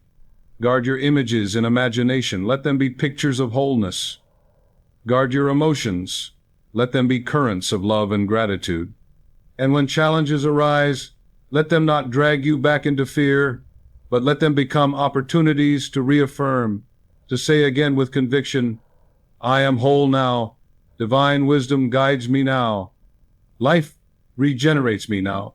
In this way, the whisper of night becomes the song of day, the law of resurrection becomes the rhythm of life, and you discover that regeneration is not an occasional miracle, but a constant unfolding. For in the end, Murphy's teaching is not simply about commanding cells in secret moments of prayer, but about living as a conscious co-creator with God, moment by moment, breath by breath. Whisper at night, affirm by day, forgive continually, give generously, walk gratefully, and you will find that every fiber of your being resonates with resurrection. The old self dissolves not in one sudden flash alone, but in the steady dawning of a new consciousness, until one day you look back and realize that you no longer merely believe in resurrection, you live it, you embody it, you are it. And in this final unfolding, Murphy would invite his listeners to see themselves not only as recipients of the law, but as transmitters of it, living testimonies whose very presence becomes a contagion of faith and renewal in the lives of others. He would remind them that the subconscious is always listening, not only within the individual, but also resonating across the invisible bonds of human connection. The atmosphere of your soul influences those around you just as surely as fragrance fills a room or warmth radiates from a flame. If you walk burdened with fear, complaint, and despair, others feel it, and knowingly or not, take on its weight. But if you walk clothed in peace, speaking words of life, carrying an inward song of resurrection, then those who come near to you cannot help but feel uplifted, as though they too had heard the whisper of renewal within their own hearts. Thus Murphy taught that the law of inner resurrection is not meant to stop at your skin, but to overflow, to ripple outward, to become a healing presence in families and communities and the world. Consider the quiet power of one who has made the nightly ritual their way of life. They rise in the morning refreshed, Their voice carries calm assurance. Their face glows with peace. Their words are seasoned with encouragement. Without preaching, without argument, without even deliberate effort, they become a demonstration of what is possible. A neighbor struggling with illness sees them radiant and begins to believe that health is possible again. A child growing in an atmosphere of anxiety feels their presence and learns to trust life. A coworker burdened with despair overhears their quiet affirmation and feels hope stir. Like a candle lighting another candle without losing its own flame, so does the awakened soul ignite faith in those they encounter. This, Murphy would say, is the true ministry, not sermons alone, but lives that shine with proof that resurrection is a present law. Philosophically, this reveals the communal dimension of consciousness. You are not isolated, sealed in a private chamber of thought. Your whispers, your beliefs, your inner climate contribute to the collective field of humanity. Each act of faith is a contribution to the healing of the race. Each affirmation, spoken with sincerity, is a stone placed in the foundation of a brighter world. To practice the law is therefore to accept responsibility not only for your own body and destiny, but also for the shared destiny of mankind. Theologically, this vision expands the scope of resurrection into its cosmic meaning. Paul declared, "As in Adam all die, so in Christ shall all be made alive." To Murphy, this was not only a prophecy of the afterlife, but a revelation of the law, that the Christ consciousness of resurrection within one becomes the seed of life for many. When you whisper, "I am whole now," you are not only affirming for yourself, you are contributing to the universal proclamation, "We are whole now." Your faith strengthens the fabric of the world's faith. Your healing paves the way for the healing of others. Your forgiveness loosens the chains that bind more than your own soul. So let this be the final extension of your nightly ritual. When you have whispered for your own renewal, whisper also for the renewal of the world. Say softly, "Humanity is healed. Love governs the nations. Peace fills the earth. The spirit of resurrection renews all creation now." Imagine the planet itself bathed in golden light, the collective DNA of the human race glowing with divine order, wars dissolving, poverty evaporating, hearts opening to love. Drift into sleep with this vision, and know that your subconscious has joined the chorus of all awakened souls in rewriting the destiny of the world. For resurrection is not yours alone, it is the inheritance of all, the universal law of life calling creation itself to rise, regenerate, and rejoice. And finally, Joseph Murphy would draw the curtain on this great discourse by returning to the simplest and most profound truth of all, that what you whisper in secret in the stillness of your own heart before sleep becomes the architecture of your tomorrow, the very script by which your body, your destiny, and even your world must act. He would remind his students with solemn tenderness that the subconscious mind is the most faithful servant in creation. It never rests, it never forgets, it never argues.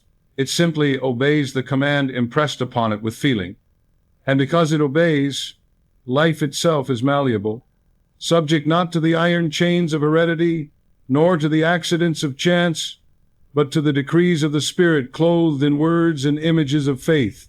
Every whisper is a brush stroke upon the canvas of eternity, every affirmation a chisel strike upon the marble of destiny, every visualization a seed planted in the garden of time.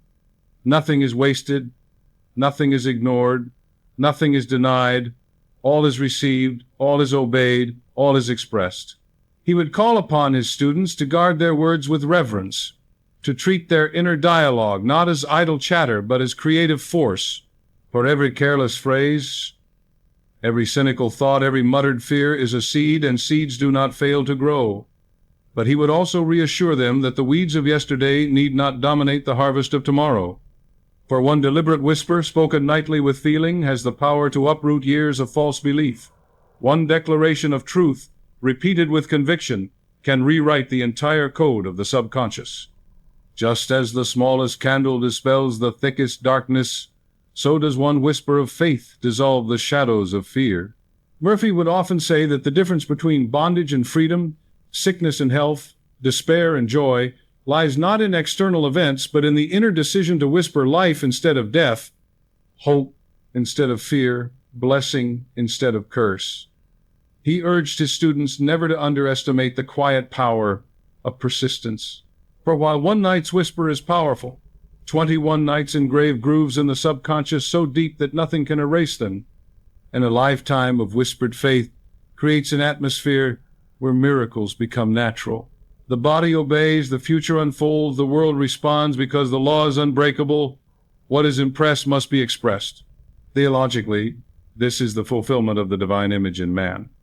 When Scripture declares that humanity was made in the likeness of God, Murphy interpreted this as the power of creative word implanted in the subconscious. God spoke, and worlds appeared. Man speaks, and destiny appears. To whisper before sleep is therefore to imitate the Creator, to participate in the ongoing work of creation, to echo the eternal word within one's own sphere. And because the spirit of resurrection dwells in every soul, the whisper of faith carries within it the same potency that raised Christ from the tomb, the power to call forth life where death seemed inevitable, harmony where chaos reigned, renewal where decline appeared. So let the final practice be this: each night, before surrendering to sleep, gather all the truths into one luminous declaration. Whisper softly, I am whole now. My cells regenerate now. My body is restored now. My future is radiant now. Humanity is renewed now. Thank you, Infinite Spirit, that it is so. Say it not with strain, but with serenity, not with doubt, but with quiet certainty. Feel it as real, see it as present, rest in it as accomplished, then let go and sleep in peace, knowing that while you rest, the subconscious is laboring faithfully, weaving your words into flesh, sculpting your visions into reality, orchestrating your future into harmony. For this is the law of inner resurrection, the law that Murphy proclaimed with such authority, that decline is never final, that death is never the last word, that heredity is never master, that fear is never king. Life is master, spirit is king, resurrection is the last word, and that last word can be spoken every night, in every heart, in every whisper. Speak it, believe it, live it, and you will discover that your cells obey, your body renews, your future flourishes, and the world itself is lifted by your faith. For the whisper in secret is the shout in eternity, the seed in silence is the harvest in time, and the law of resurrection is as unbreakable as the love of God itself. And so, in the last movement of this symphony of truth, Joseph Murphy would gather every principle into a single radiant stream, pressing upon his listeners the vision of continuity, that the practice of commanding one's cells to regenerate is not a temporary experiment, but a lifelong rhythm, a sacred dialogue between spirit and flesh, between conscious word and subconscious response. He would remind them that the law of inner resurrection does not expire, does not weaken, does not wane with age. It is as eternal as the rising of the sun, as constant as the tides, as certain as the return of spring after the winter. Just as nature renews itself in ceaseless cycles, the tree shedding its leaves only to blossom again, the river evaporating only to return as rain, the stars dying only to give birth to galaxies, so too does the body, when governed by faith, enter into perpetual renewal. To live with this awareness is to align oneself with the great rhythm of creation itself, to see aging not as decay but as transformation, to see challenge not as defeat but as the soil from which greater strength can rise. He would invite his students to think of themselves as custodians of a temple whose stones are cells and whose altar is the subconscious mind. Each night's whisper is like the lighting of lamps upon that altar, filling the temple with radiance. Each day's word of faith is like the laying of a new stone, repairing cracks, strengthening foundations. And the temple, though weathered by storms, never falls into ruin so long as the caretaker tends it with devotion. This metaphor was central to Murphy's teaching, that your body is not an enemy to be fought nor a prison to be escaped, but a holy dwelling to be honored, restored, renewed. When you whisper to your cells, you are not commanding slaves, but addressing priests of the divine order within you, calling them back into harmony with the eternal liturgy of life. Philosophically, this continuous renewal is the resolution of the ancient debate between fatalism and freedom. Fate insists that man must decline as years accumulate, that destiny is a script written in advance by heredity and circumstance. Freedom insists that man is spirit, and spirit is forever new, forever rising, forever capable of reasserting the divine image. Murphy's voice harmonizes with freedom. You are not chained to the cycle of decline, you are invited into the cycle of renewal. The law is not decay but resurrection, not bondage but liberty, not death but life. To accept this is to enter into a new philosophy of existence, one where every year is not a step toward dissolution but another season of growth, every challenge not a wall but a threshold. Theologically, he tied this eternal renewal to the unchanging truth of God's presence within. Behold, the scripture says, I make all things new. This promise is not suspended in the heavens, it is inscribed in every cell of your being.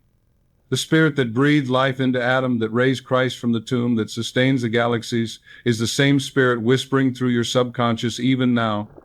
Live, renew, regenerate. To live in faith is to allow that voice to echo through you without obstruction, to let divine order sing its way through your cells until every organ, every tissue, every thought vibrates with the song of life. And so Murphy's closing exhortation is simple yet inexhaustible. Never cease the practice. Whisper when you are weary, whisper when you are strong, whisper when you are afraid, whisper when you are joyful. Let the words of resurrection become the breath of your nights and the rhythm of your days. Speak gently but consistently. I am renewed, I am whole. I am life eternal in expression. Carry the practice until it is not a practice but a way of being, until the whisper is no longer a conscious effort but the very song of your heart. For then and only then will you realize the full grandeur of the law of inner resurrection, that life is not a march toward death, but a spiral of endless renewal, that your body is not condemned to decline but invited to regenerate, that your destiny is not chained to fear but liberated by faith. This is the final word of the teaching, not decline but resurrection, not bondage but freedom, not despair but the eternal whisper of life rising forever within you. Joseph Murphy, in the quiet grandeur of his message, would often conclude by turning the seeker's gaze toward the great paradox that lies at the heart of spiritual law, that the whisper which feels so small, so fragile, so fleeting, carries within it the force that moves galaxies, heals nations, and regenerates the very tissues of the body. He would remind them that man is constantly tempted to look for power in noise, in spectacle, in the thunder of outer circumstance. But the true law of life works in silence, in stillness, in the intimate secrecy of the heart. Just as seeds germinate underground, just as embryos form in hidden darkness, just as the stars themselves are born in the quiet womb of the cosmos, so too does the power of resurrection begin with whispers spoken in faith. What the world dismisses as trivial, the subconscious magnifies into destiny. What seems like a murmur in the night becomes in due season the shout of a transformed life. Murphy would say that every soul must eventually learn to trust this silence, to believe that their whispered words are not lost in the void but are immediately received by the subconscious, engraved upon the inner blueprint, and set into motion by the Spirit of God within. Too many abandon the practice because they do not see instant results, forgetting that nature herself conceals growth until the appointed time. A farmer does not dig up the seed each morning to check its progress. He trusts the soil, he trusts the law, he waters faithfully, and he waits with assurance. So too must you learn to trust the law of resurrection. The moment you whisper, I am whole now, I am renewed now, I am resurrected now, the seed is planted, the process has begun, the law is already at work. Delay in appearance is not denial. It is simply the invisible rhythm of growth unfolding in its perfect order. Theologically, Murphy rooted this assurance in the timeless truth of divine fidelity. God is not mocked. For whatsoever a man sows, that shall he also reap. If you sow fear, fear returns. If you sow faith, faith blossoms. If you sow resentment, resentment corrodes. If you sow forgiveness, forgiveness liberates. The law is impartial, unwavering, eternal, and this is its comfort. It cannot be bribed, it cannot be swayed, it cannot fail. To plant seeds of resurrection with sincerity is to invoke the very constancy of God Himself, whose word does not return void, but accomplishes what it is sent to do. When you whisper health into your cells, you are speaking with the same creative authority that framed the universe, and the subconscious, reflecting the divine, must obey. Philosophically, this trust in the unseen transforms life into a work of art. No longer does the seeker demand proof at every turn. Instead, they live as artists of consciousness, painting each day with the brushstrokes of affirmation, shaping each season with the contours of imagination. They understand that reality is not dictated by appearances, but sculpted by impressions, and so they no longer fear what the eyes see, for they know that the invisible is stronger than the visible, the whispered decree stronger than the shouted doubt. They become co-creators with the infinite, not in arrogance, but in reverence, aligning their whispers with the eternal word that sustains all things. And so Murphy's final counsel is to persevere with patience and joy. Do not measure your progress by the clock or by the mirror. Measure it by the certainty of the law. Each night when you whisper, know that you are aligning with the very rhythm of creation. Each morning when you rise, carry the expectancy of harvest. Each day, act as though your command has already been fulfilled, for in truth it has been. The body is regenerating, the future is unfolding, the spirit is rising, all because you dared to whisper in the silence of faith. Thus, the last exhortation is simple yet inexhaustible. Never despise the whisper.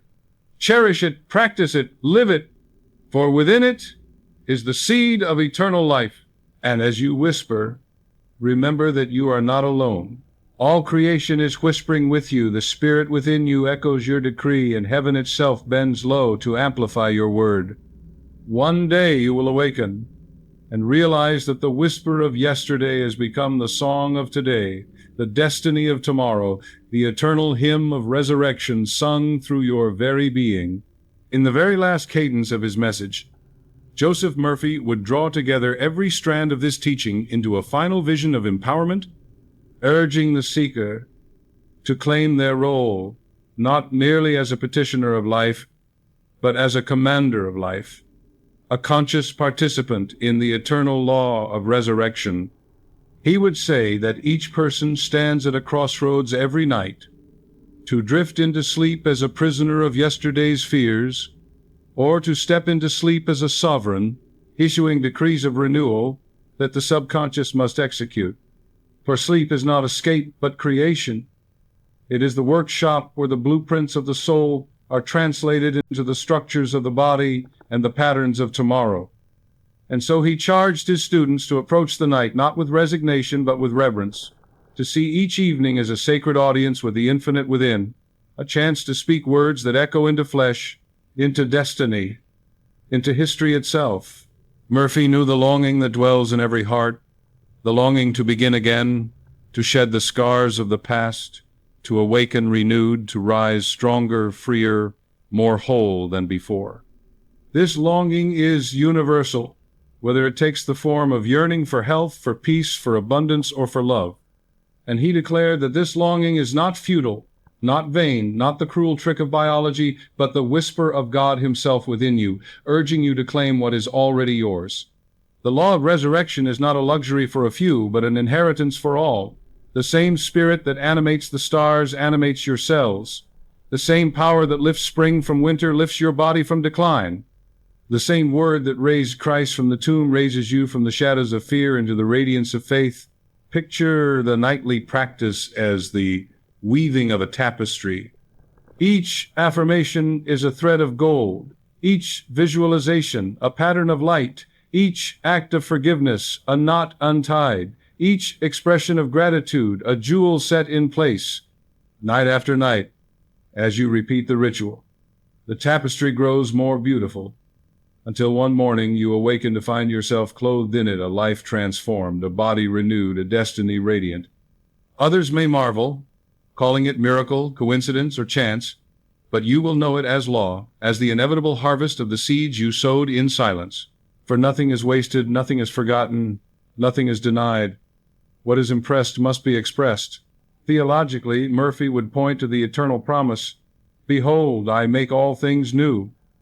Not some things, not later, not for others only, but all things here, now, within you. The old self passes away each night you choose to release it, and the new self rises each morning you dare to claim it. Resurrection is not a doctrine to be debated, but a law to be lived, not a memory of the past, but the rhythm of the present. And when you align with it, you discover that your whispers are not weak, your faith is not futile, your destiny is not fixed. You are a child of the infinite, and the law of resurrection is your birthright. So let this final exhortation burn in your soul. Never go to sleep without commanding life. Whisper into your heart, "I am whole now. I am renewed now. My cells regenerate now. My future is radiant now. Humanity itself is restored now." Say it with love, with reverence, with quiet confidence. Feel it as real, see it as done, and then rest, knowing the subconscious has already received its orders and that resurrection has already begun. For this is the law, unbreakable and eternal. Decline is illusion, death is transition, resurrection is reality. Whisper it, believe it, live it, and you will discover that your very existence is a hymn of renewal, and that every breath, every heartbeat, every dream is the Spirit of God declaring through you, "Behold, I make all things new." And so Joseph Murphy, with the tenderness of a shepherd and the certainty of a master builder, would end not with an abstraction, but with a call that trembles with immediacy, to make this law the rhythm of your days and the anthem of your nights, to no longer postpone renewal or delegate resurrection to some distant realm, but to live as one who knows that every moment is the canvas of eternity. He would say that the true tragedy of most lives is not failure, but forgetfulness, forgetting that the subconscious is always listening, always receiving, always shaping, forgetting that the spirit within is always ready to quicken, always willing to restore, forgetting that each night is a doorway into creation and each whisper is a seed of destiny.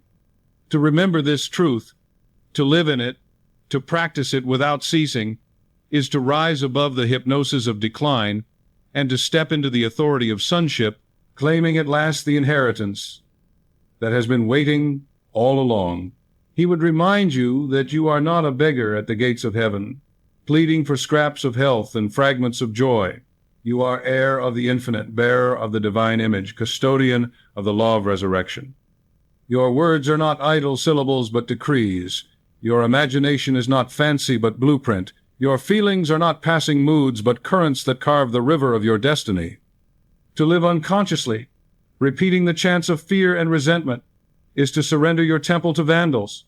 To live consciously, whispering truth with reverence, is to rebuild your temple in glory, stone by stone, cell by cell, day by day.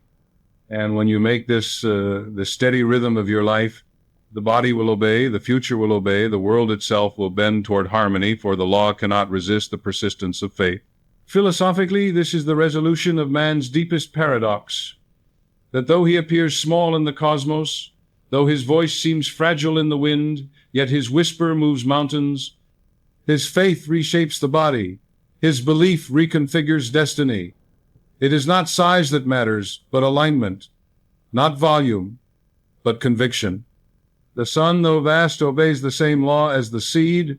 The galaxy, though immense, is governed by the same order as the cell. And so, too, your whisper, though faint to the ear, is thunder in the chambers of the subconscious, lightning in the DNA, music in the fabric of creation. Theologically, this final exhortation is the unveiling of the Christ principle within every soul. "The kingdom of God is within you," said the Master.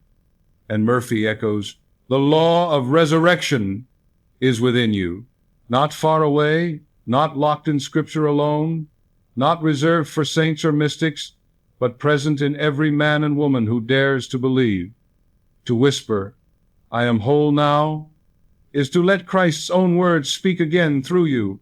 To declare, "My body regenerates now," is to echo the eternal command, Lazarus, come forth. Resurrection is not history, but law, and law waits only for your agreement to operate. Therefore, let the last word be not analysis, but practice.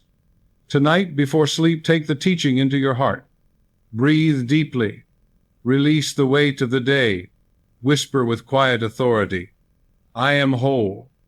I am renewed. My cells regenerate. My destiny is radiant. Humanity is restored. Thank you, Infinite Spirit, that it is so. Say it until you feel it until you believe it until the subconscious accepts it without question. Then rest, and know the work is done. And when you awaken, rise as one already renewed, already radiant, already living in resurrection. For this is the law of inner resurrection, eternal and unfailing, and the final secret of life. That you need not wait to be made new, you are new now. And in the ultimate benediction of this teaching, Joseph Murphy would remind his hearers that the journey does not end with their own renewal, but continues in the silent, unseen influence they radiate to the world. For once the subconscious has been impressed with resurrection, it cannot help but overflow its vibration outward into the atmosphere of every relationship, every endeavor, every community. He would explain that just as a healthy cell radiates vitality to the surrounding cells, so a soul steeped in nightly affirmations of wholeness becomes a nucleus of renewal in the greater body of humanity. Others, perhaps without knowing why, feel lighter in your presence, more hopeful in your company, more capable in their own struggles. For the law that commands your cells to regenerate also commands your environment to reorganize itself according to the image of harmony you carry within. Murphy would urge his students not to hoard this secret, but to live it openly, not necessarily in words, but in demonstration. For a life visibly renewed, a body radiantly restored, a spirit serenely confident, is the greatest testimony anyone could ever give. He would say that people may argue with your theology, they may debate your philosophy, they may dismiss your affirmations, but they cannot deny the evidence of a life transformed before their very eyes. Your walk becomes a sermon, your health becomes a prophecy, your joy becomes an invitation. By simply living in resurrection, you preach resurrection, and others are stirred to whisper their own words of renewal, to plant their own seeds of faith, to claim their own inheritance of wholeness. Philosophically, this final ripple reveals the oneness of existence. You are not a solitary atom adrift in the void, but a strand in the great web of consciousness. What you impress upon your subconscious is never limited to you alone. It joins the vibration of the race, mind, amplifying currents of fear if fear is planted, amplifying currents of faith if faith is planted. And thus, Murphy insisted, the practice of nightly whispering is at once the most intimate and the most universal of acts.